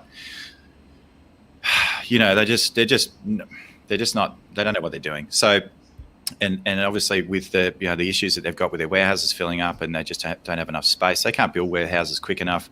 They're just making it increasingly difficult for non-branded registered sellers to sell on Amazon. Simple as that. So I think they're just eventually just going to, that's going to be it. We'll see. Jackie says there was some real little gems in there, Chris. Thanks so much. Henry Pleasure. says, hi, Henry from Colombia. It's great to be here learning and sharing. Thank you for the invitation. Awesome. Okay, so let's see. Super presentation, Chris, and thanks a lot. I haven't had a product yet, but have seller account. Would I be able to do brand registry? 100%. But do you need a product for brand registry? Do you need to show that do you need to show your brand on the product to get, or the brand in use, basically? Yeah, that's actually a really good point. So you can do that with a prototype or a sample, and then work out a way that you can either stamp your product, sort of your brand onto the product, or if you're kind of sneaky, you might be able to jump on Fiverr. Not that I ever told you to do this, and get them to Photoshop sort of your brand name onto it. I've seen it done. I've had a student that actually is a Photoshop expert who was able to do it and get away with it. I think Sharon even kind of talks a bit about this as well. But yeah, stickers can work. You might be able to put a sticker on your product, but yeah, generally speaking, you're probably going to need a website and you're going to need a product, certainly so I was kind of wrong earlier, so thank you, Megla, for prompting me on that. But yeah, you're going to need a product with the brand on it, or at least the packaging as well. Yeah. And yeah, even for the not only for Amazon's brand registry, but to get the trademark and all, I think you need to show the brand in use, so that, yeah, like you said, you can have maybe a website or a Facebook page, or show the actual brand on your product. And then how do you decide, if you don't have a product, how do you decide which category you're going to get your product registered or trademarked under, right? So I think you probably need a brand, or at least know what category you're going to be selling under in order to get your trademark. Yeah, look, it's an interesting one with the categories. I've got examples where, we've registered a trademark, or students registered a trademark in like industrial and scientific or something, but still been able to use the trademark for, selling in beauty, for example. So Okay. Amazon doesn't seem that worried about the class of trademark. I mean, I'd probably defer to somebody else that's perhaps a little bit more specialized in this, but yeah, from my experience, once you've got a trademark, it doesn't really matter. I wouldn't be sort of getting multiple classes to cover everything, because it's just more money. Yeah. There's also sort of the issue too, is that there are multiple marketplaces, or certainly countries, that you can get trademarks from. It doesn't always need to be in the marketplace that you're selling in, and then you can still use that trademark, say an Australian trademark or an Indian trademark, and be able to get brand registry in, say, the United States, for example. It is still possible to do that, even though Amazon says it's not. But just remember that if somebody else in the United States comes up with the same trademark and they decide to brand register, you're basically kicked off. It turns into an absolute mess. So it's probably better to try and get trademarked in the country that you're looking to sell in. Yeah. Jackie says, I got away with my sample and a photocopy printed off my label. There you go, Jackie. Oh, I miss you. I do. Oh, yes. Well, Chris, thank you so much for your time today. Great presentation. Lots of valuable information. I'm sure people found it very, very useful. So yeah, thank you so much for that. Thank you very much. Make sure you're registered for the Global Sources Summit if you haven't already, so that you can get access to the deck, to the slides, to my presentation, which you can watch in slow motion and hopefully absorb some of it. Yeah, I think people need to go over the presentation again, because there was just so much over there. Oh, wait, we've got more questions. Oh, Tony says, great podcast, guys. I'm not doing well with the Amazon video ads, maybe because they're in competitive competitive, category. I think. Oh, Yeah. Competitive category and keywords. With only one video on the page, it will only get worse with more sellers running them. Correct. That's why I get in now, get in hard. Do you have any Yeah. tips for Tony on how to make this, video ads No, better? it's not so much the video. It's actually about the auction, because at this point you're bidding on the same keywords as other sellers. So it's an auction at this point. Whoever's prepared to spend the most is going to be the one that actually gets the eyeballs and the clicks. So yeah, I don't think there's any way of kind of hacking this. It's just the more you spend, the more you'll make. And obviously also keyword selection. So try and find other keywords where perhaps other advertisers not advertising on those keywords, and run your video ads on those. Right. So Addie's asking, any tips on product research methodology? Where do I start? Oh my God! Watch Project X. I'm a huge fan of supply and demand imbalance. Like even over the weekend, I found a product or a keyword. Remember, I actually do a lot of keyword research as my as a way in to then work out what I'm going to sell. What some of the tools that I use, it would be like Magnet, and I'm looking at the which is a Helium 10 tool, and so I can sort the results for a keyword. So if you type in like coffin, for example, or Gothic decor into Magnet, what you'll find there is the coffin shelf, which is one of the Project X products, and its IQ score, Magnet IQ score, which is a metric that basically tells you the differential between the supply side, which is how many products are sold on Amazon against that keyword, and then the demand side, which is how many people are actually looking for the product, how many people are typing in that keyword.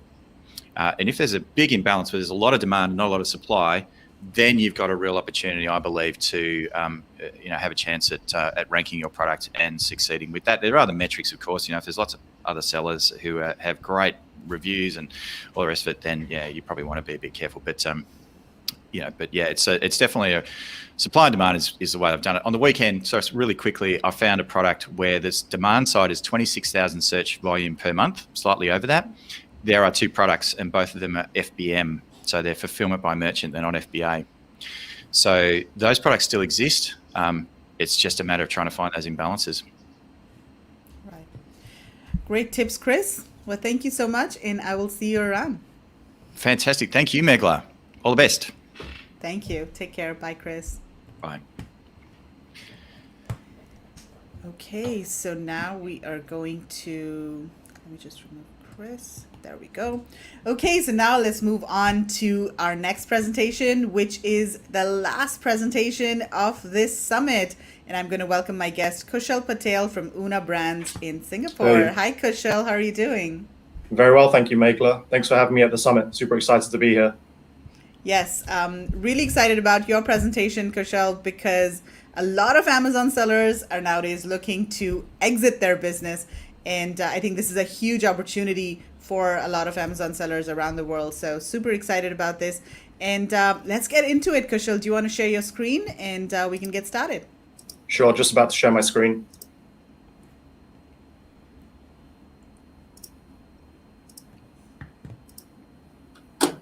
Okay, there I see it. Here we go. Perfect. Sure, let's jump straight into it then.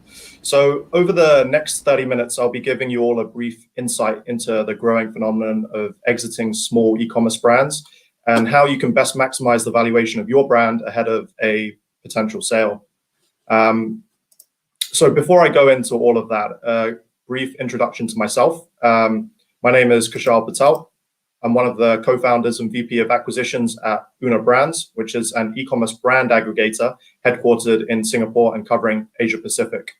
In my prior life, I spent many years working as an investment banker across London and the Middle East, before eventually seeing the light and moving into the e-commerce space. And I moved to Ninjavan, which is an e-commerce logistics startup based in Singapore, covering Southeast Asia. And I helped grow the business within the Southeast Asia region. And then, obviously recently I decided to launch a business of my own, and I'm currently in the process of developing and growing Una Brands, which I'll touch on in a little bit more detail towards the end of the session. Okay, so the agenda for today, I will go through all of the sections that I've outlined here and leave 10 or so minutes at the end for any questions.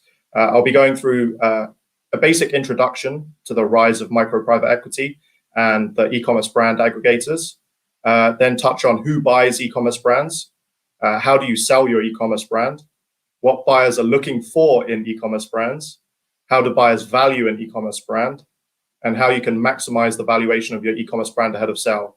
And then very quickly, I'll touch on a typical investment process, as well as an introduction to Una Brands.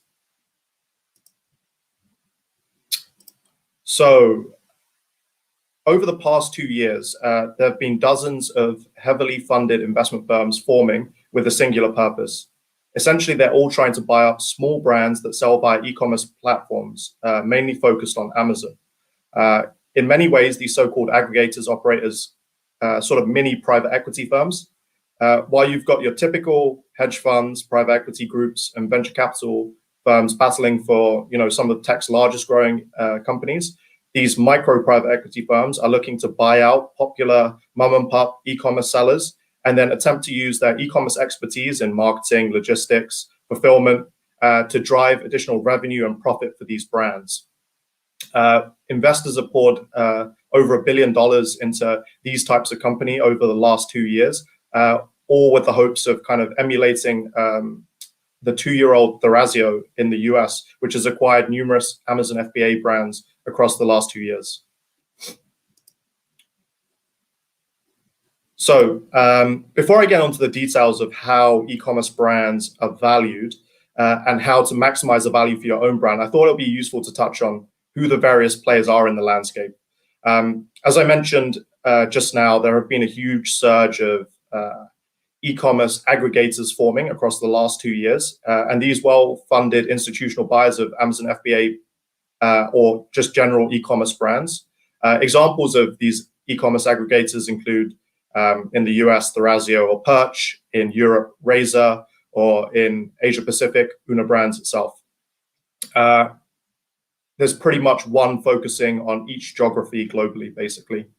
But there are many other buyers of e-commerce brands, and more historically, other target markets have been used to acquire e-commerce brands. So you've got your individual buyers. Basically, prior to the rise of your aggregators, your e-commerce aggregators, another pool of acquirers was just your individual buyer looking to acquire a pre-started Amazon or just e-commerce brand. While aggregators may be able to offer higher prices, it's worth noting that price isn't always all that matters in these type of transactions. Sometimes individual buyers, can make a personal connection with a seller, which an institutional buyer cannot. You also have family offices. Family offices are, the investment arms of wealthy families. They vary a little in size, but they're large enough to have employees. Historically, they've also focused on buying out smaller e-commerce brands. You've also got strategic buyers. Strategic buyers are companies that are in the same industry or related industries to the target brand itself. For an e-commerce business or an Amazon FBA business, it simply doesn't mean like another Amazon FBA business. It refers to someone particularly in the same niche itself. For example, an e-commerce business focused on vitamins or nutritional supplements would make a good acquisition for a larger supplements company, even if that supplements company wasn't primarily focused on online channels. So it was a brick and mortar retailer. They could be interested in basically acquiring an e-commerce brand. So that's roughly who the target buyers are of e-commerce brands. And then quickly, I'll go into, what are the various ways of selling your e-commerce brand. And typically, you have 3 main options available to you. You can either go via a marketplace, you can go via a broker, or you can go directly. If we go a headline for marketplace, basically, this is like a classified business for sale network online. A broker is a hired professional that will help sell your business, and direct is basically you yourself as the brand owner, contacting various buyers to sell your business to them, and that's all done by yourself. Each of these methods has various advantages and disadvantages, and I'll quickly just run through those in a little bit more detail for you. So if I start with the marketplace, selling your brand on an e-commerce marketplace means that you have to prepare all the information yourself, post it, and generate interest from buyers that are looking through the listings on these classified for business websites. Examples of marketplaces include Exchange or Empire Flippers. I think the pros of using a marketplace are generally it's very low cost compared to other options. Listings fee is all that will be charged, really. They also get access to large distribution. So these marketplaces are often seen by many hundreds of potential buyers online, which gives your posting of your business good visibility. I think on the cons side of things, for marketplaces, there's often lower demand. Marketplaces serve a high volume of listings daily, and standing out from the crowd can often be a problem. And the process is also something that's a bit challenging. So typically, once you've posted your business for sale on one of these classified marketplaces, you will have to take on the whole process of selling your business. That includes things like vetting the buyers, sending out the agreements, answering the questions of the buyers, negotiating the offers, etc., etc. And all of this basically takes away time from your business and running your business, which I mean is the main focus for you. So that's also a con. Looking more at the broker, so selling your FBA or your online e-commerce brand via a broker is likely an option to consider if you have a larger business for sale and you don't have a lot of experience selling businesses, or you haven't done the process before. Often it allows you to maximize the sale value. So a broker basically takes care of the entire end-to-end process, from creating the marketing materials to kind of attract buyers into your business, towards your business. They also help with negotiating the offers, coordinating the due diligence, drafting all the documentation, the legal documentation, and then even facilitating the funds transfer through escrow.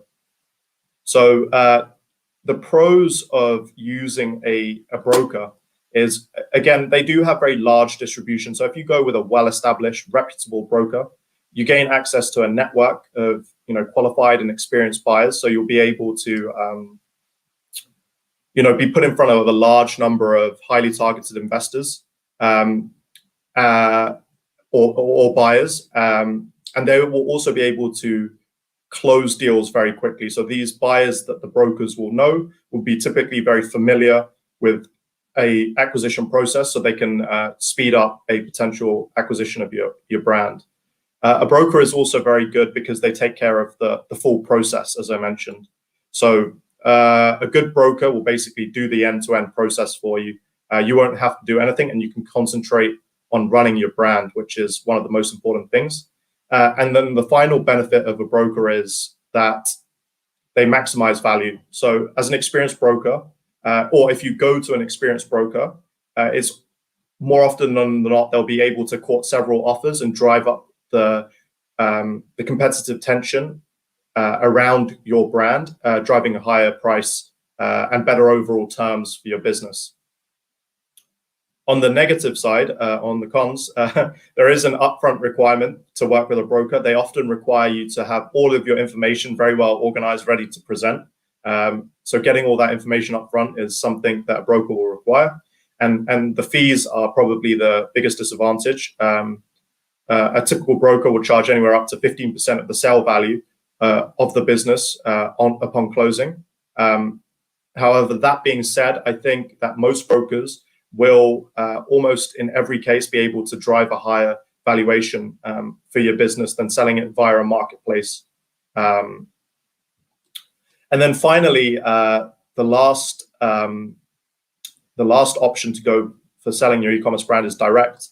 And this basically includes, cold calling or emailing potential buyers and persuading them to buy your business.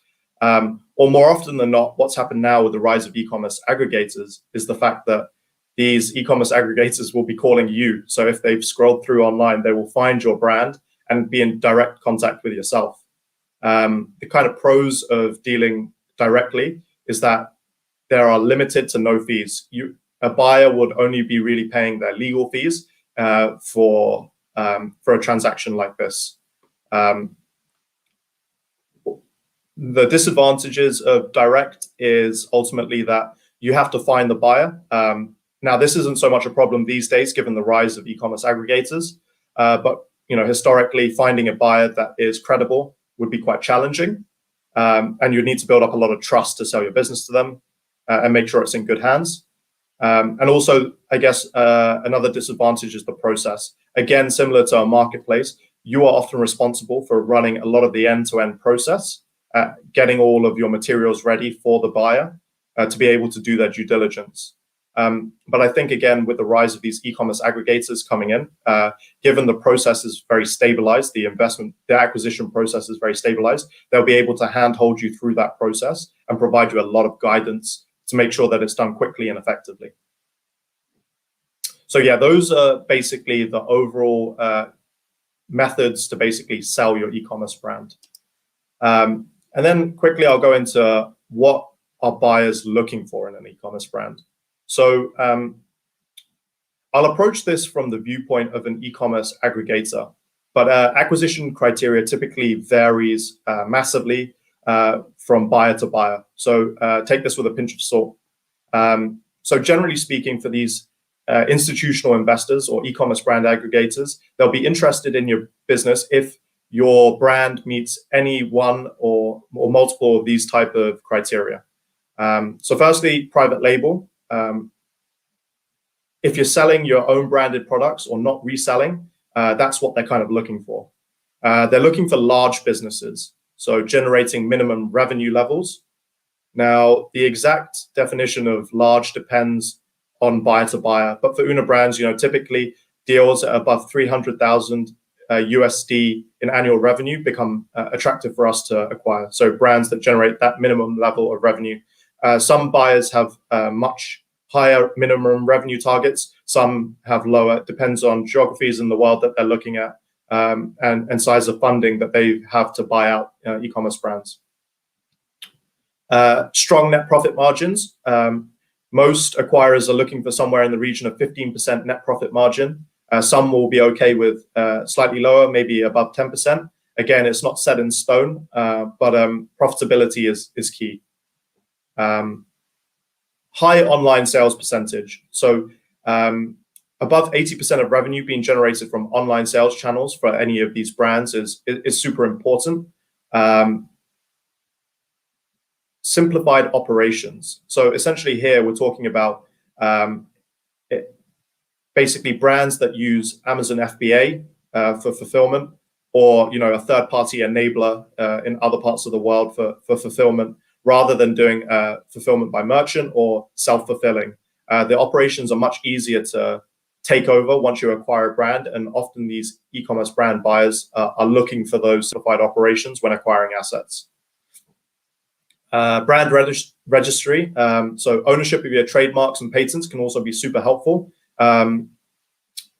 No black hat tactics. So for this, if you don't want to be engaging in anything that might result in a future deactivation of your account on any one of these platforms. So for things like buying reviews or fake reviews, that's a big no-no and will be looked at during due diligence from one of these buyers.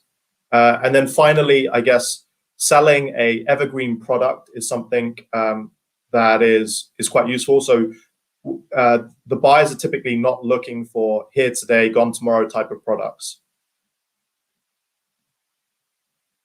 So yeah, essentially those are the main criteria that buyers are looking for. Some buyers, focus only on certain types of platforms, Amazon only, Shopify only businesses. Some focus on certain, categories, beauty brands only, home and living brands only. Others focus on different geographies, US only, Singapore only, Australia only. So it's really difficult to find exactly what these buyers are looking for, but I'm sure there will be a buyer for your brand out there in one way or another, basically. Okay, so moving on. I think the next topic is really, how do buyers value an e-commerce brand?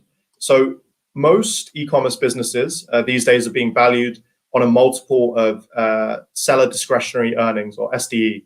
SDE simply looks at the profit left to the business owner once all cost of goods sold and non-discretionary operating expenses have been deducted. So more easily, it can be described as your total sales minus your cost of goods sold, minus your operating expenses, and then adjusted backwards for any owner wages that have been paid. Now, there are various other adjustments that people make to SDE, but that is the simplified overview of this metric. And to get to the valuation of a business, a multiple is applied to this SDE, which calculates the base purchase price of the company. The multiple is one of the most important pieces of the equation, and is affected by dozens of factors around the business. Those factors span from financial, traffic, operational aspects, but ultimately it's boiling down to the transferability, the sustainability and scalability of the brand that's in question. Small Amazon FBA businesses or e-commerce businesses are roughly worth anywhere between 2x to 3.5x SDE, with competition driving higher multiples. It's also worth noting that e-commerce aggregators often provide a lot more value to the sellers on top of just the base purchase price. So more often than not, they'll be willing to include some form of profit sharing arrangement with the owners, so the owners of the brand can benefit in the upside of the business even after the sale. So, X% of profit shared with the brand owners for the next X years to come after the sale of the business. Additionally, depending on the complexity of the business, there's often a consulting fee that can be paid to the owners of the business during a transition of the business to the buyer. Yeah. So how can you maximize valuation for your business if you decide to sell? Where your business sits within the range of 2 to 3.5 SDE depends on a range of factors. I've broadly broken it down into 4 main buckets here: financial, brand, operations, and other. And I'm going to go through very quickly, all these various factors that could help to drive additional value in your business. Some of it will be quite obvious, some of it less so obvious, but it really depends on what the buyers are looking for. And as I mentioned, there are various different types of buyers out there. And so it's difficult to classify and difficult to have a one-size-fits-all. So if I go into financial first, I guess it goes without saying, size is obviously one of the main things. The larger a business, the higher the revenue and the higher the profit, the higher the valuation will be.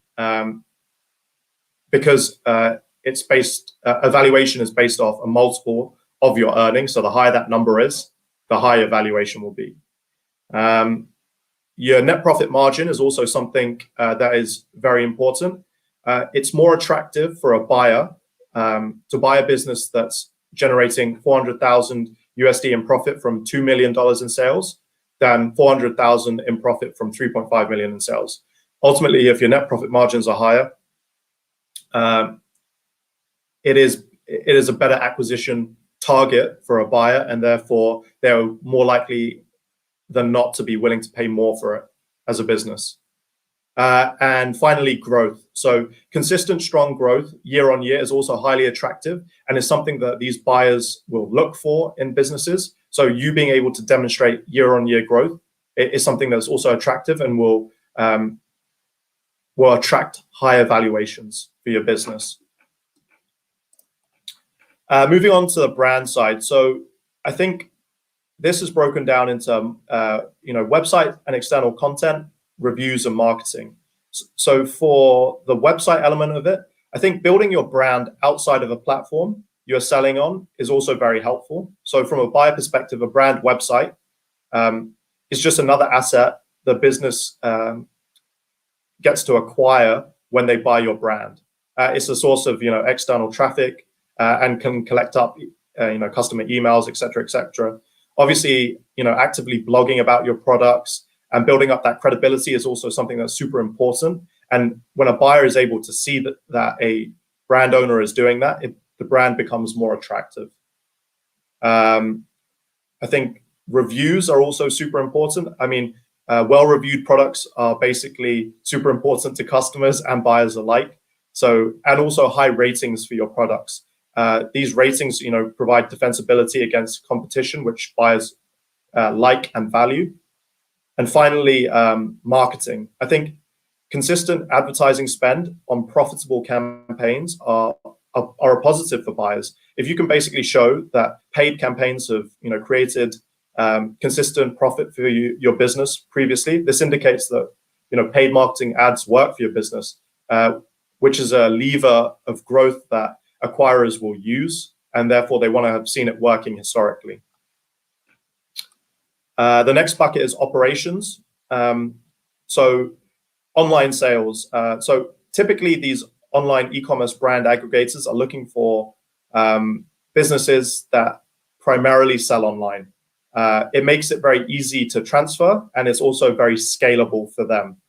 So many e-commerce aggregators prefer businesses that are 100% online or 100% on FBA, but most can accept some flexibility on offline sales, and typically you can expect anywhere up to 20% of your sales being offline and you still being an attractive target to a e-commerce brand aggregator. Low number of SKUs. So this one is a bit more questionable to take with a pinch of salt. Various aggregators have differing opinions on this. But in general, it's more attractive for an acquirer if 95% of your sales are coming from 5 SKUs than from 500 SKUs. So primarily, again, this is from a simplicity perspective. When an acquirer is taking it over to manage 500 different SKUs, and the manufacturing sourcing from that is much more complex than if your business was based only on 5 SKUs. So yeah, and then supplier arrangements. So a buyer will typically want to see, short lead times. So there's strong controls in place on production and shipping, so they don't run out of inventory. They generally want to see good terms with your suppliers. Price and differentiation of products are what matters versus competitors. Many e-commerce businesses rely on having either the cheapest or a really truly differentiated product to beat competition. So if you have an exclusive wholesale rate or a unique product, buyers will kind of look to ensure there's some contractual terms in place with these manufacturers for sustained periods of time, even when they take over the business. And if you can, opt for exclusivity agreements with these suppliers. These type of things will lead to a bump in valuation for your business. And then finally, I've got a category called Other. These are more generic things that can just help you in the process. So just seeing the age of a business, an e-commerce brand with a longer track record demonstrates to a buyer that the brand has proven sustainability and is likely to attract a higher multiple. Younger businesses are still sellable, albeit maybe to a slightly smaller buyer base who have a higher tolerance for risk.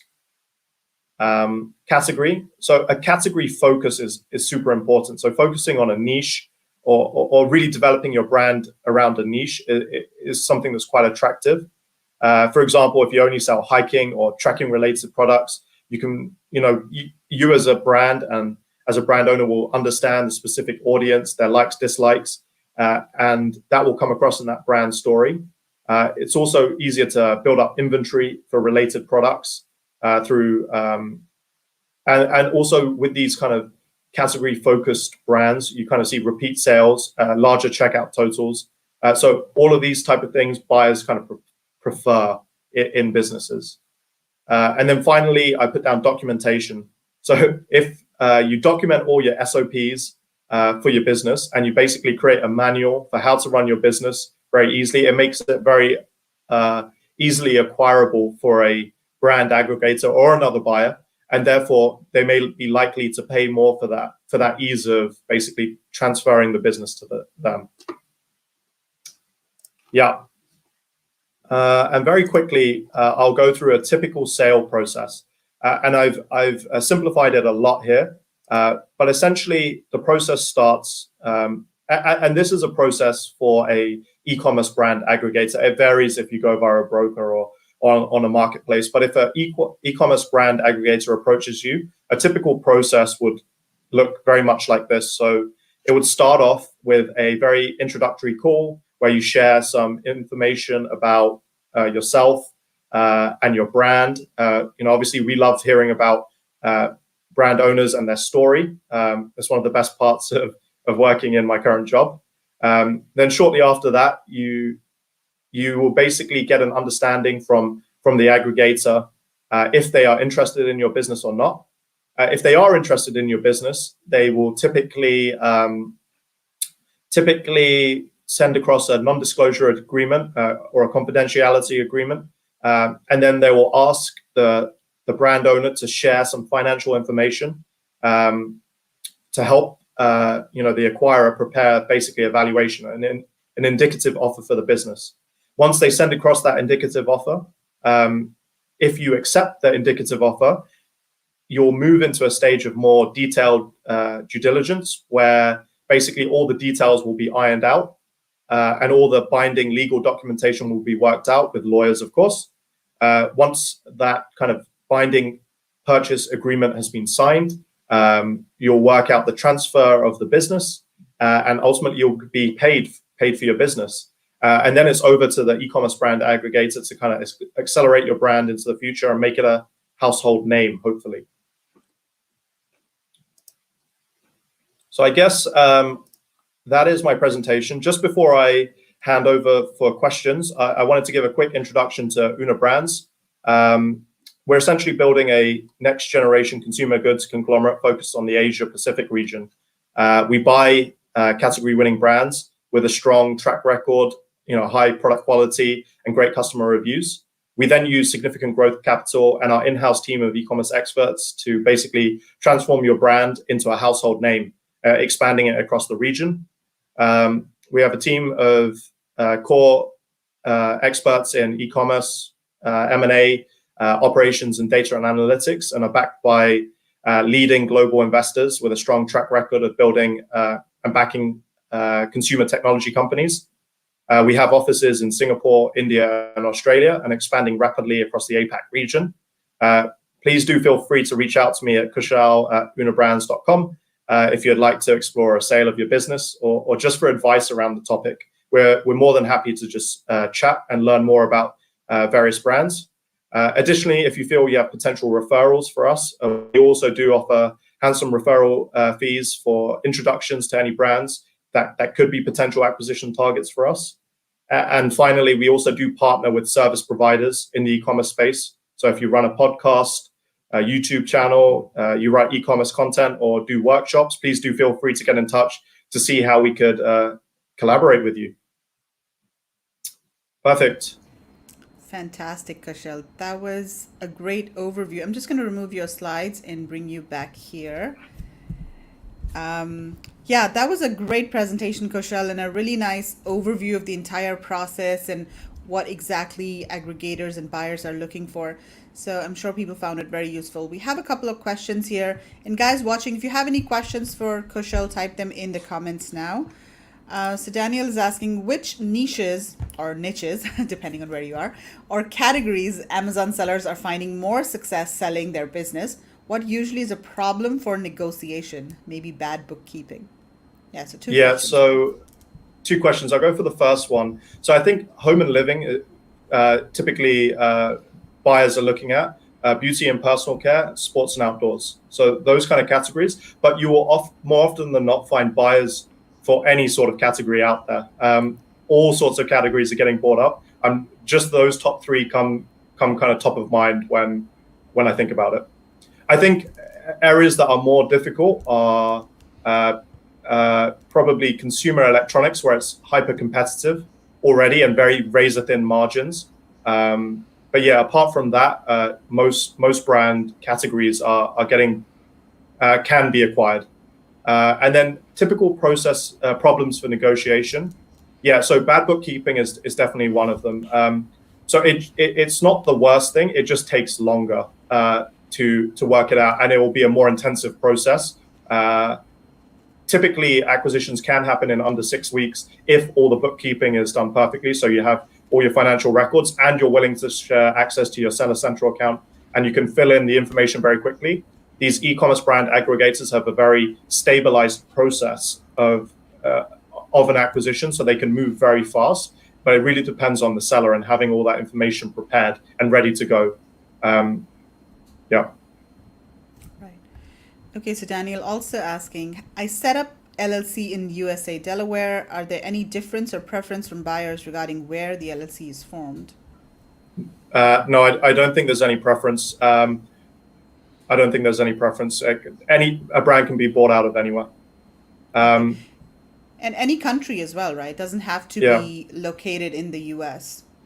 Yeah, so these e-commerce brand aggregators, although it's often thought of that they formed initially in the US because Amazon is such a powerhouse there, they have been rapidly rising. So Europe, there have been a number that have formed, and Una Brands is one of the first to market. in Asia Pacific looking to replicate the same model, exactly, we can buy out of any country.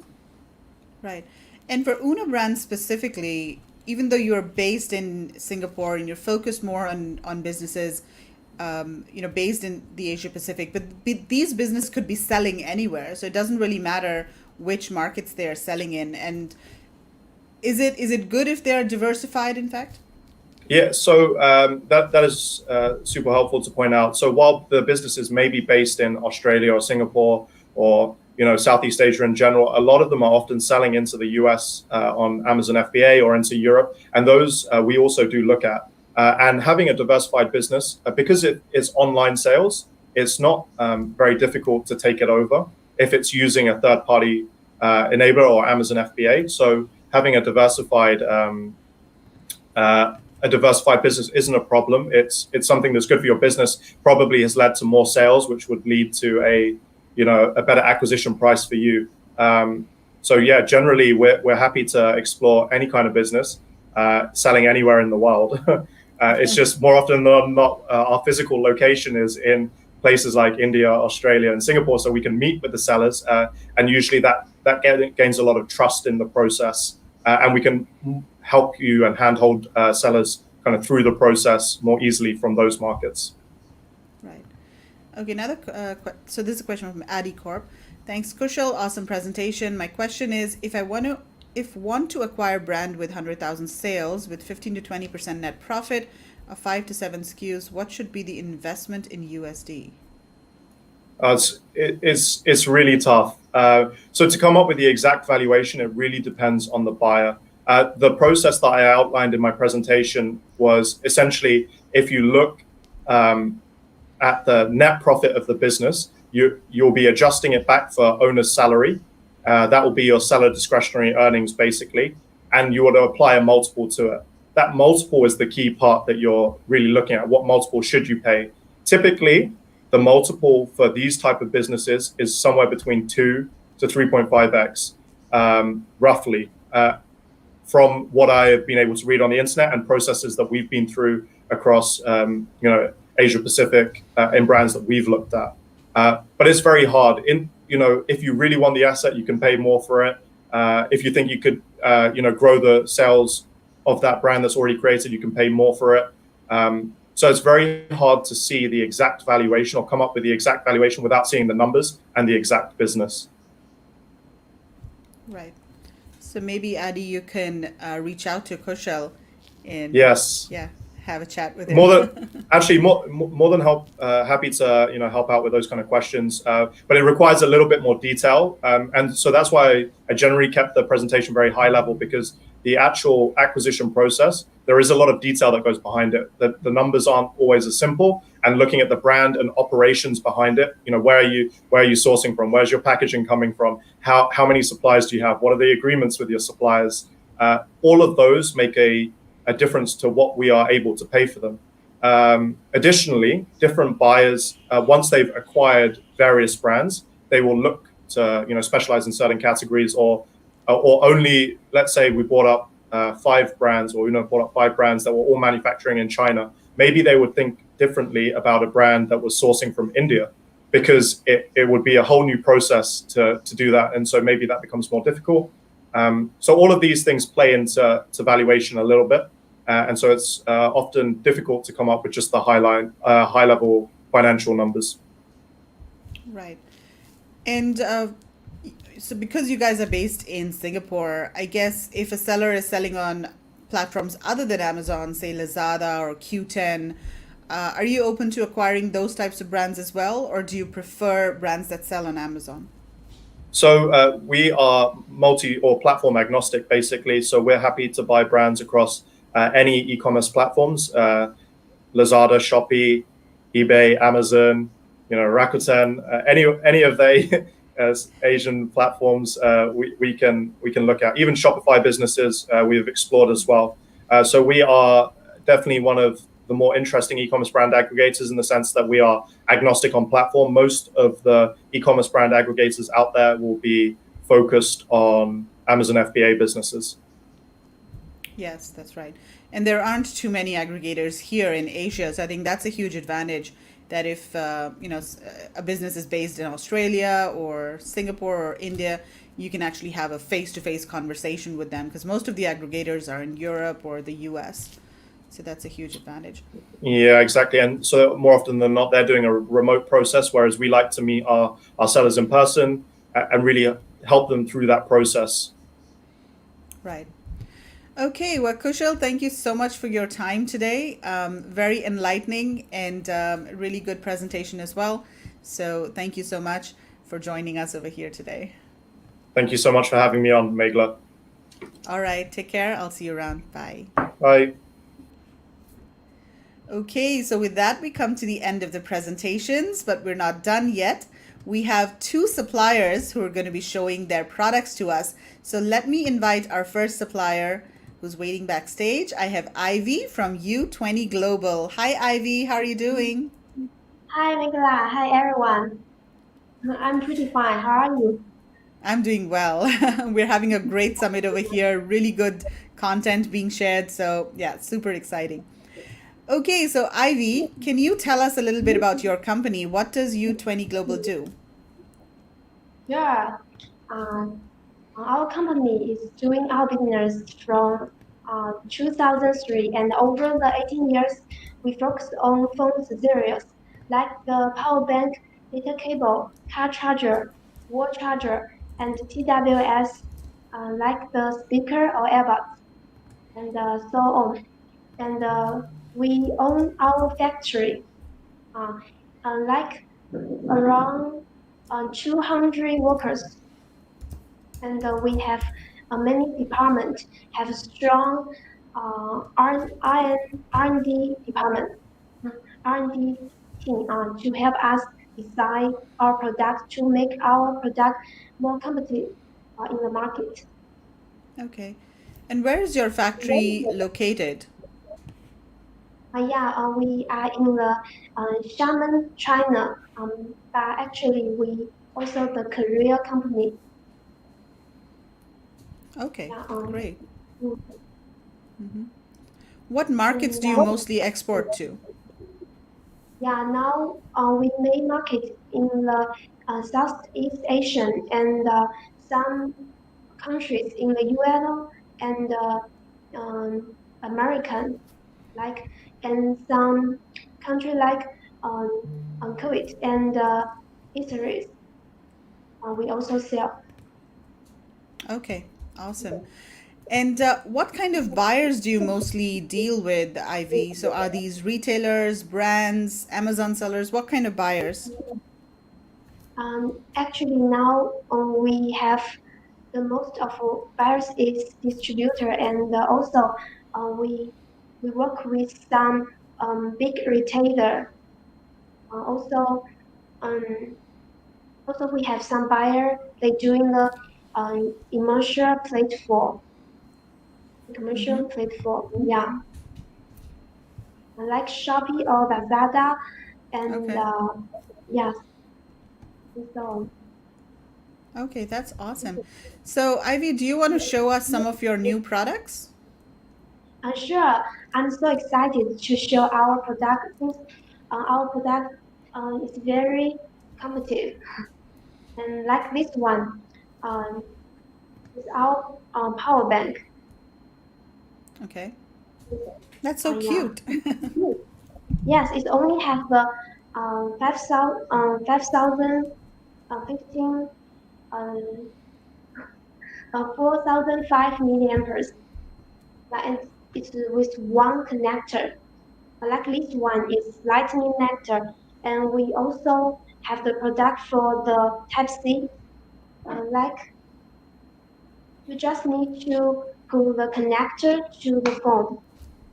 You'll start charging, Okay. Can and you you move it will up a no bit? worry Yeah. about the phone. Yeah, pretty mini and easy to carry.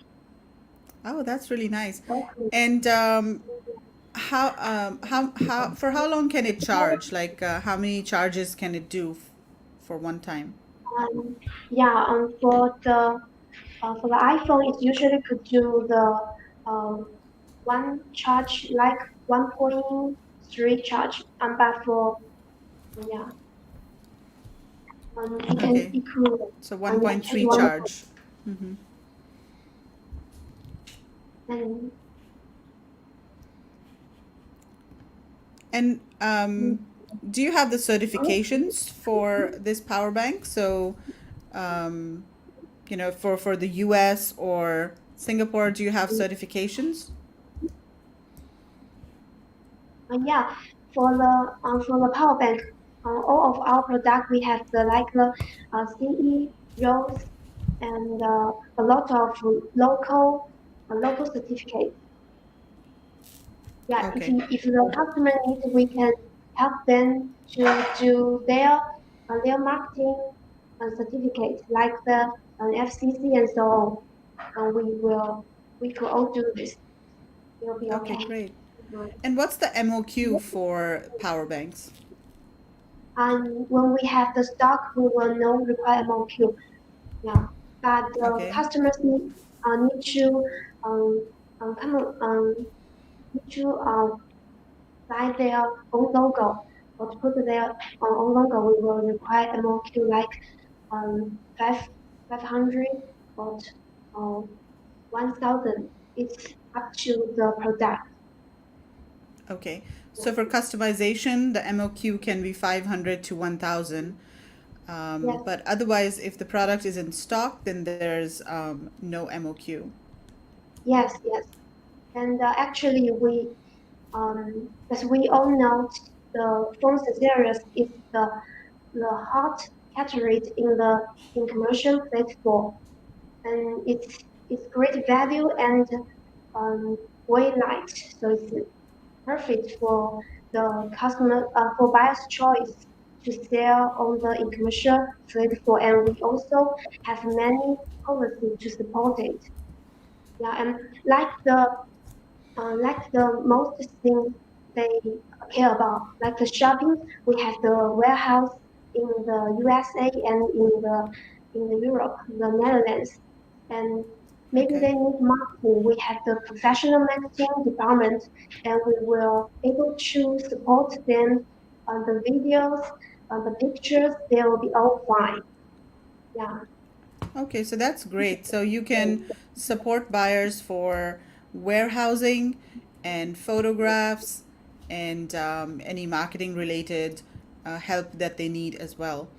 So, Yes. If, um, so you're a um, Korean company, right? You're. um, It, we are mhm. we are currently um, we are Korea brand, but we are in the Xiamen, China, Yeah. and our factory in the China. So we also have a lot of content. Okay, great. And Um, so apart from power banks, what are the other products that you can produce? yes. Um, we have the power bank, and today I will show you our power bank, our TWS, and our data cable. Um, beside this one is the top one, the best seller in our Mm-hmm. company, classic one. We also have this is our new items. I'm sure you will be the hot seller next one. Because let me show you on the um, this power bank is 6,000 milliamperes, and it has two ways to attach your phone. One is this nanomaterials, and and this part is the magnet. So if you use the iPhone 12, if you use the iPhone 12 series, you can attach it. It can withstand the 18 grain weight. Yeah, 800 grain weight, and also have the nanomaterials to help to enhance it. And here we have a LED screen, so it can show the remind power you have. And here is the finger ring, also a stand. When you use it, it could also stand, put it in the table, so you can watch the movie or then again, it's very convenient. Yeah, that seems very useful.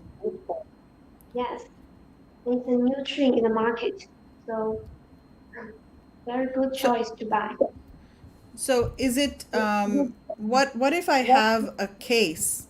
Can it still be attached to the phone if I have a phone case or a phone Sure. cover?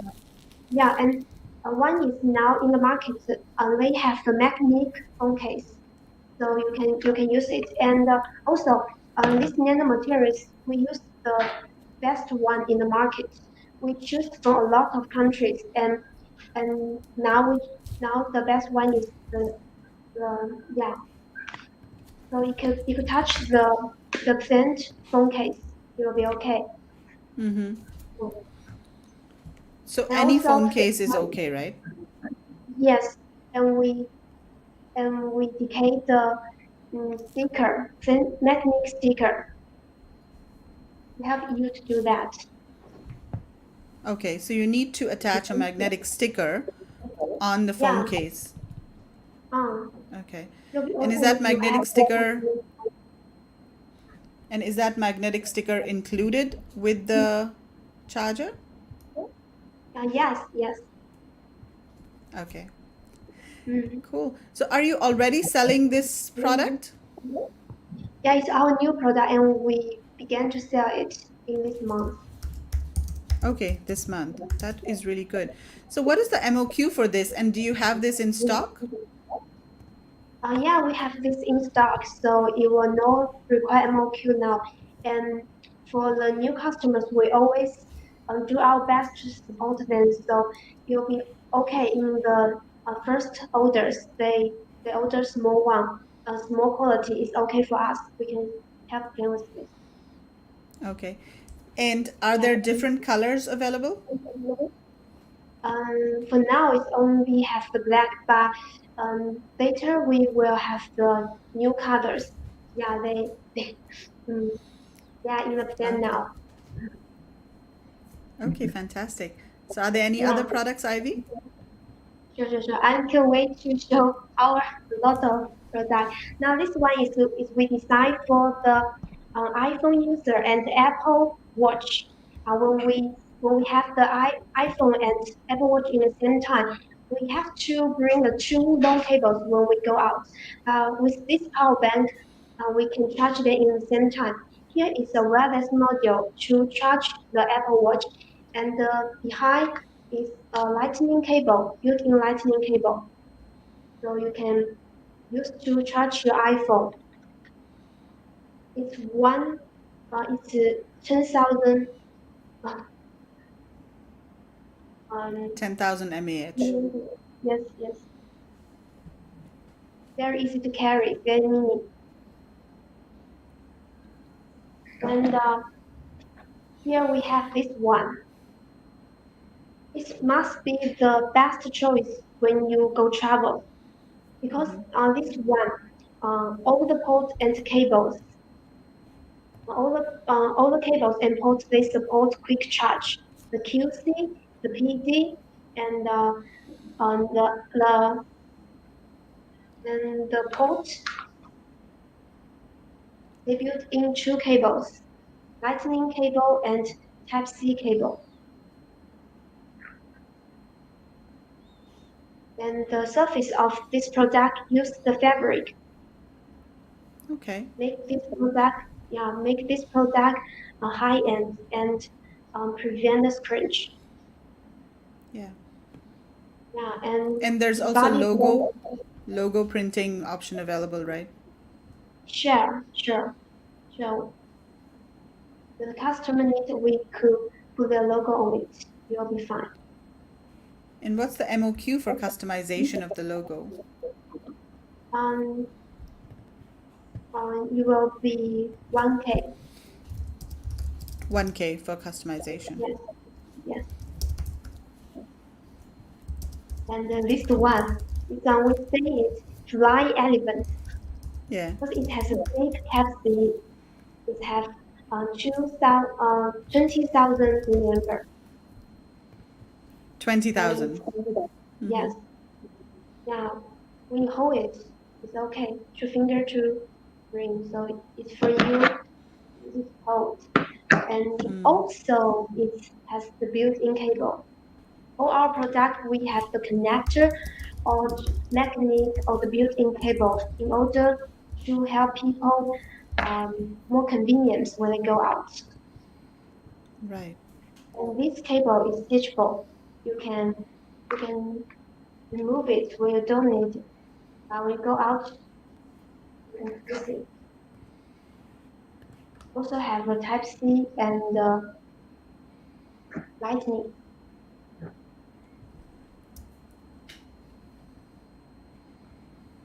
Awesome. And So, now, yeah, yeah. Hmm. and now we have the blue color and the pink color for this one. Right. And what's the approximate price range for this? Like maybe just approximate. Um, this one maybe um yeah. Oh, that's okay. Yeah, we don't have to give the price. It's The okay. total price will be around to 15.5 US dollars. Yeah. Okay. Okay.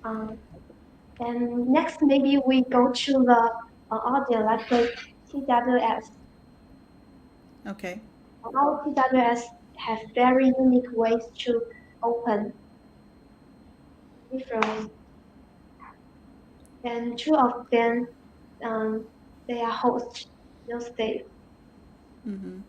Yeah, this is Yeah, quite different because usually TWS opens from the top, but this one has a front opening.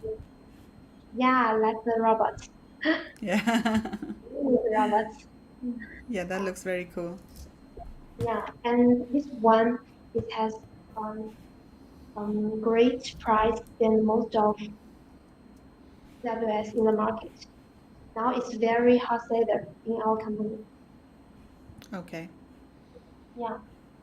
Oh, this one I have to introduce this one. So it's two in one product. It looks like a TW speaker, right? But when you Yeah. open it, it's going.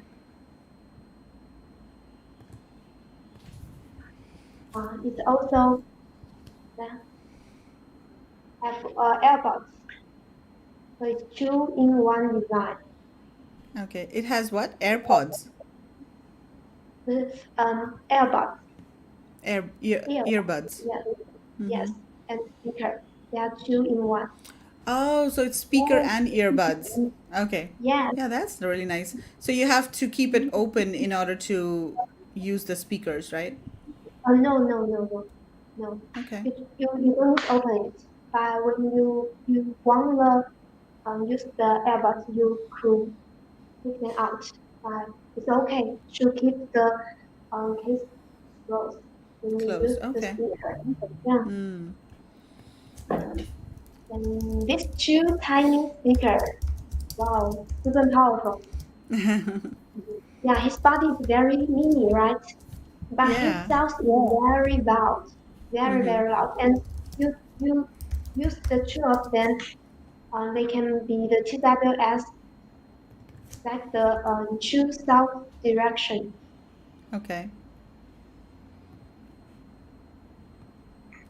That looks very cute. Are they available in different colors as well?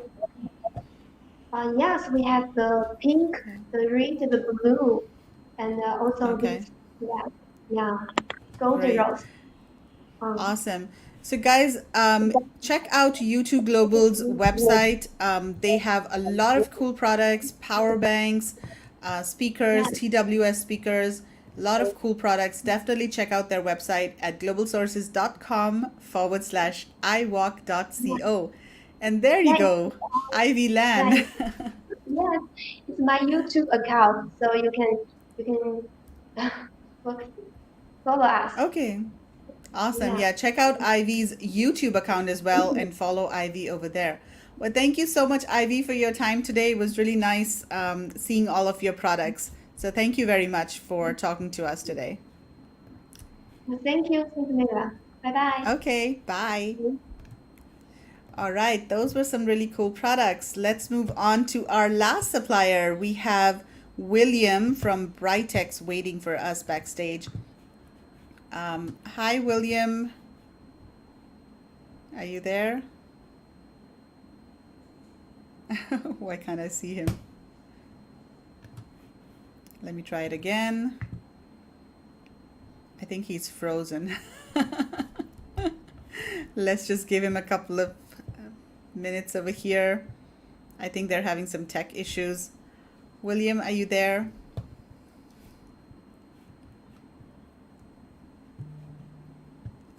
I think they're having some tech issues.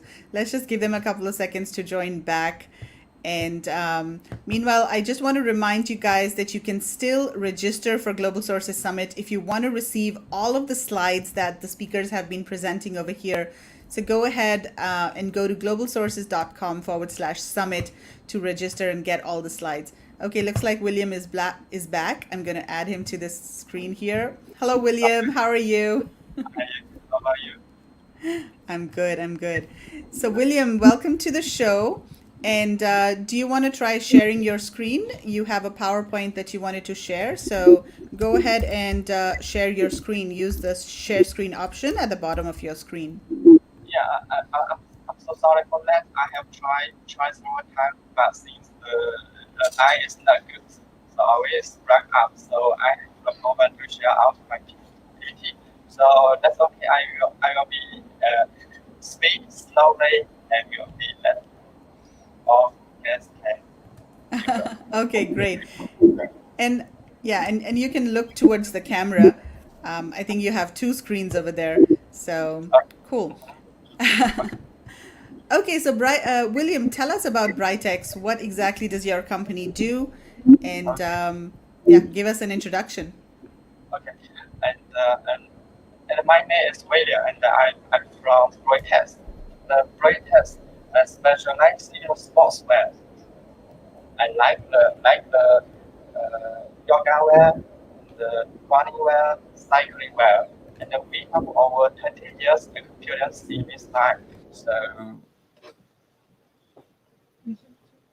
hello. Yes, you're good. Yeah, keep going, keep going. Okay, and we have.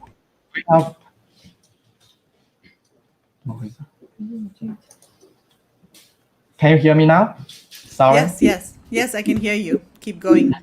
I'm just muting myself, so you can keep going. And we have around 20 years experience.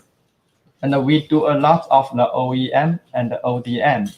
And we have around 300 designs released every season. So we can provide the designs for our client to choose. So, but we are also can customize the designs for our client, like the color, the logos, the sizes. So, yes, for our client to choose the designs.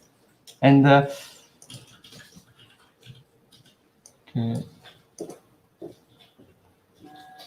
And now I'm going to introduce our factory. And we have a lot of the certificate like the BSCI and the GRS and also the Octest and the CDES. But we are also past the audit of the Walmart and the Disney. And for the facility, our factory have the fabric checking machine, and also the auto hanging system machine, and we have the 10 flat lock machine, especially for the sportswear items. And for the cutting, we have the auto cutting machine and the auto spreader machine, also the laser cut.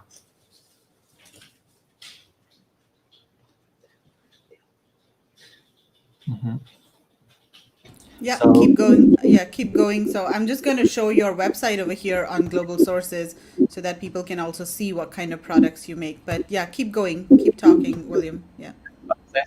And our factory have around like 100 workers. And I have to say, and our factory have the auto hanging system, and also have the standard sewing line, and they can make our the bulk production more efficient. And for the cutting, we are using the auto cutting machine and auto spreader. And that not only can make the production more efficient, but only also the precise for sizing parts.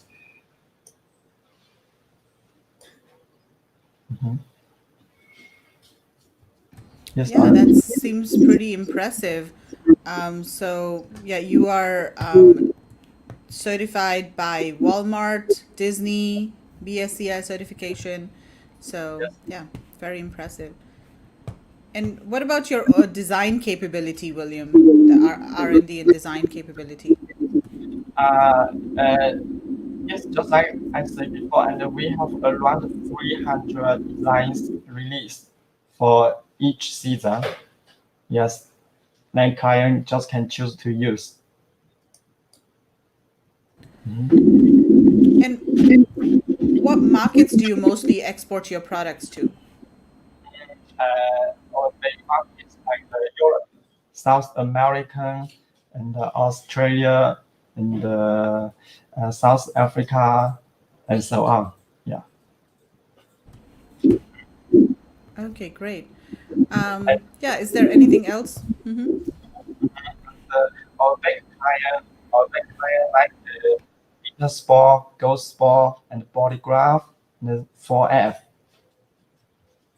我这边我妈在问我说，我寄给你的色卡里面是不是有缺的？这边收到色卡，还有照片给我吗？我这边对一下。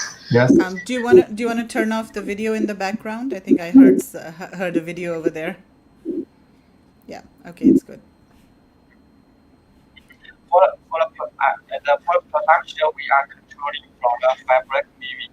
We have our own fabric weaving house. In this stage, we can save a lot of the cost, so that our price are competitive, and we are also swift response for the costing and quick reacting for the sampling. And for the bulk inspection, we are using the international standard like the AQL 2.5 for major and 4.0 for the minors. So that can ensure our quality, the bulk quality. Yeah, that looks pretty awesome. Your product range is very impressive, William. I mean, there's so many product categories that you offer. Yeah, guys watching, what do you think about Xiaomin Brightex's product range? I mean, it's so wide. They're offering hunting apparel, women's leggings, sports tanks, ski jackets, winter jackets, monokins. Look at the wide product range that they have over here. It's pretty impressive, pretty amazing. Yeah, we do it for the woven and the PK items both. Yeah, the woven like the jacket, and as you can see our website, yeah, like the jacket, outdoor wear, and for the knitted, just like the yoga wear, the legging, running wear, cycling, yeah, and so on.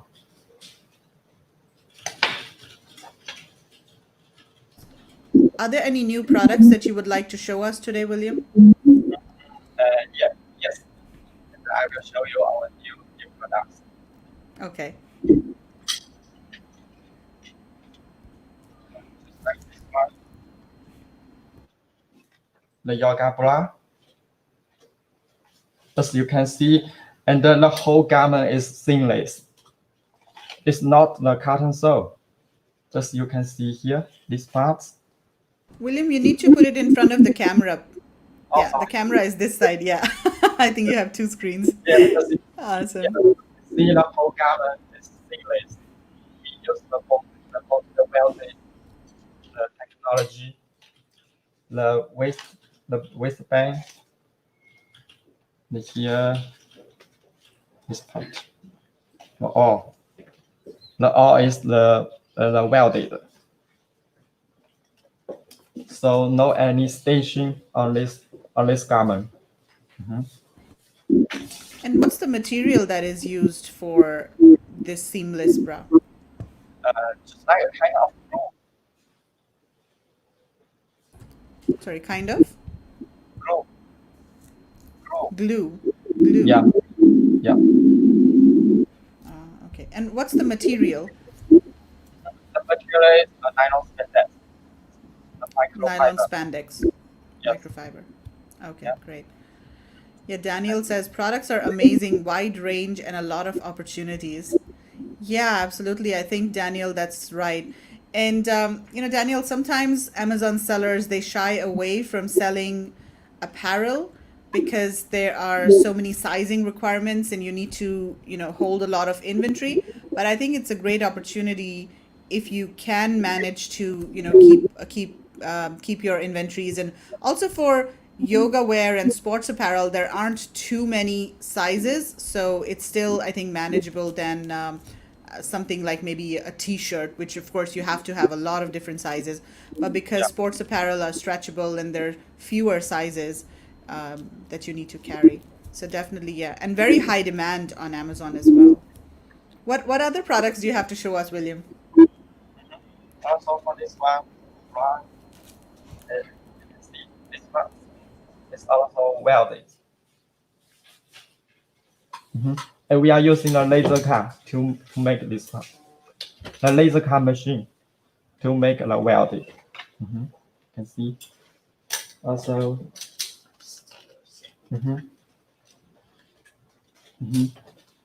for the yoga pants, we are using the flat lock machine, the stitching. They are quite stronger stretch when you do some exercise. When you you can see here. The whole garment. And what material is this? And is this also with spandex, nylon spandex? Yes, nylon spandex. Okay. And what percentage of spandex is used over there? You mean the brand of the No, the percentage of spandex, like how much is spandex and how much is nylon? Because yeah. for this one is like 35. Yes. Yeah.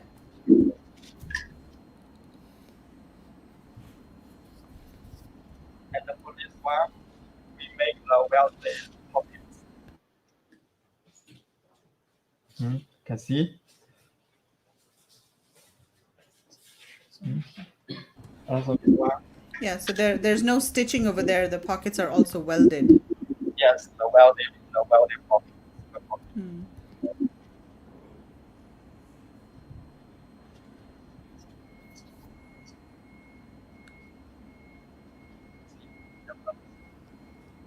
The detail.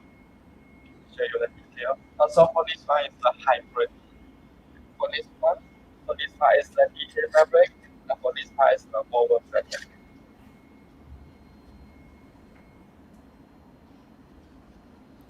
And what sort of MOQ do you have, William? And usually we can do the small order, just like the 300, 200, 500. It also for us, we make the order more flexible.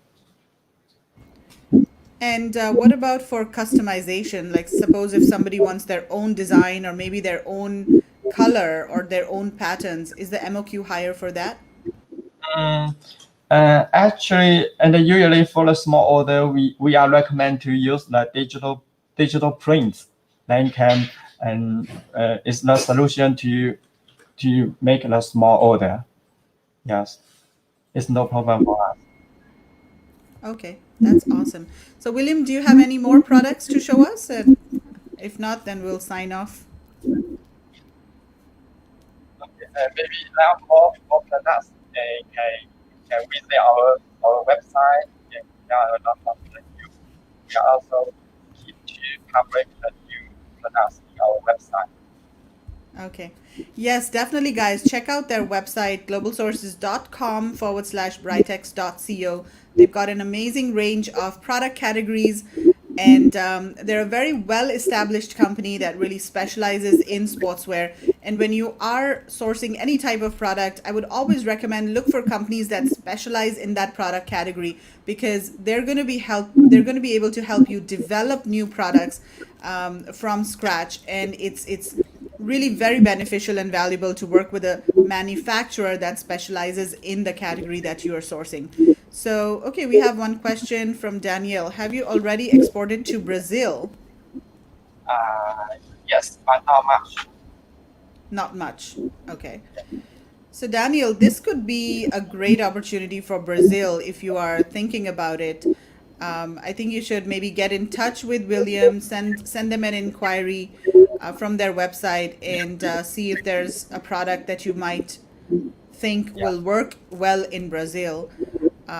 Yeah, definitely. I think great product range, really good specialization, and very well established company. So I would recommend you reaching out to them, Daniel, and checking out their products. Okay, great. William, thank you so much for your time today. It was really nice meeting you and seeing all of your products. So thank you very much for that. Okay, you take care. Bye-bye. So thank you so much, everybody, for joining us for Global Sources Virtual Summit, April 2021. With this, we come to the end of this summit, and it's been an amazing 3 days. We've had so many speakers come and talk about what's working in sourcing and e-commerce now. And the best part is that this conference is free, 100% free, forever free, and you can go back and watch all of the replays on the Global Sources social media channels. You can look for the replays on Facebook, YouTube, and LinkedIn. And if you have registered at globalsources.com/summit, you will be receiving all of the replays soon. And we'll actually split up each presentation and send you individual video files for each presentation. So if you want to go back and look at a particular presentation, you can do that. You don't need to watch the entire 3-hour-long session on Facebook or any of the other channels. And of course, we'll also be sending you all of the slides in the next couple of days. So definitely sign up if you haven't done so already. And for all of your sourcing needs, go and look for your suppliers and products on globalsources.com. And all of the suppliers on Global Sources are verified suppliers. They're export-focused suppliers that will be able to meet all of your export requirements. And most of the companies on Global Sources are manufacturers. And you can actually go to the Global Sources website and see if they are manufacturers and if they have factories to produce their products. So it's very easy to identify real manufacturers on the Global Sources website, which is sometimes difficult to do on other platforms. So that is one huge advantage of Global Sources. So Daniel says, thanks, Megla, my first summit with Global Sources, and I loved it. Oh, thank you so much, Daniel. I'm really, really happy to hear that. We've put a lot of effort into putting the summit together and bringing all of the speakers. And Daniel, hopefully we'll be able to start the in-person physical summit soon in Hong Kong.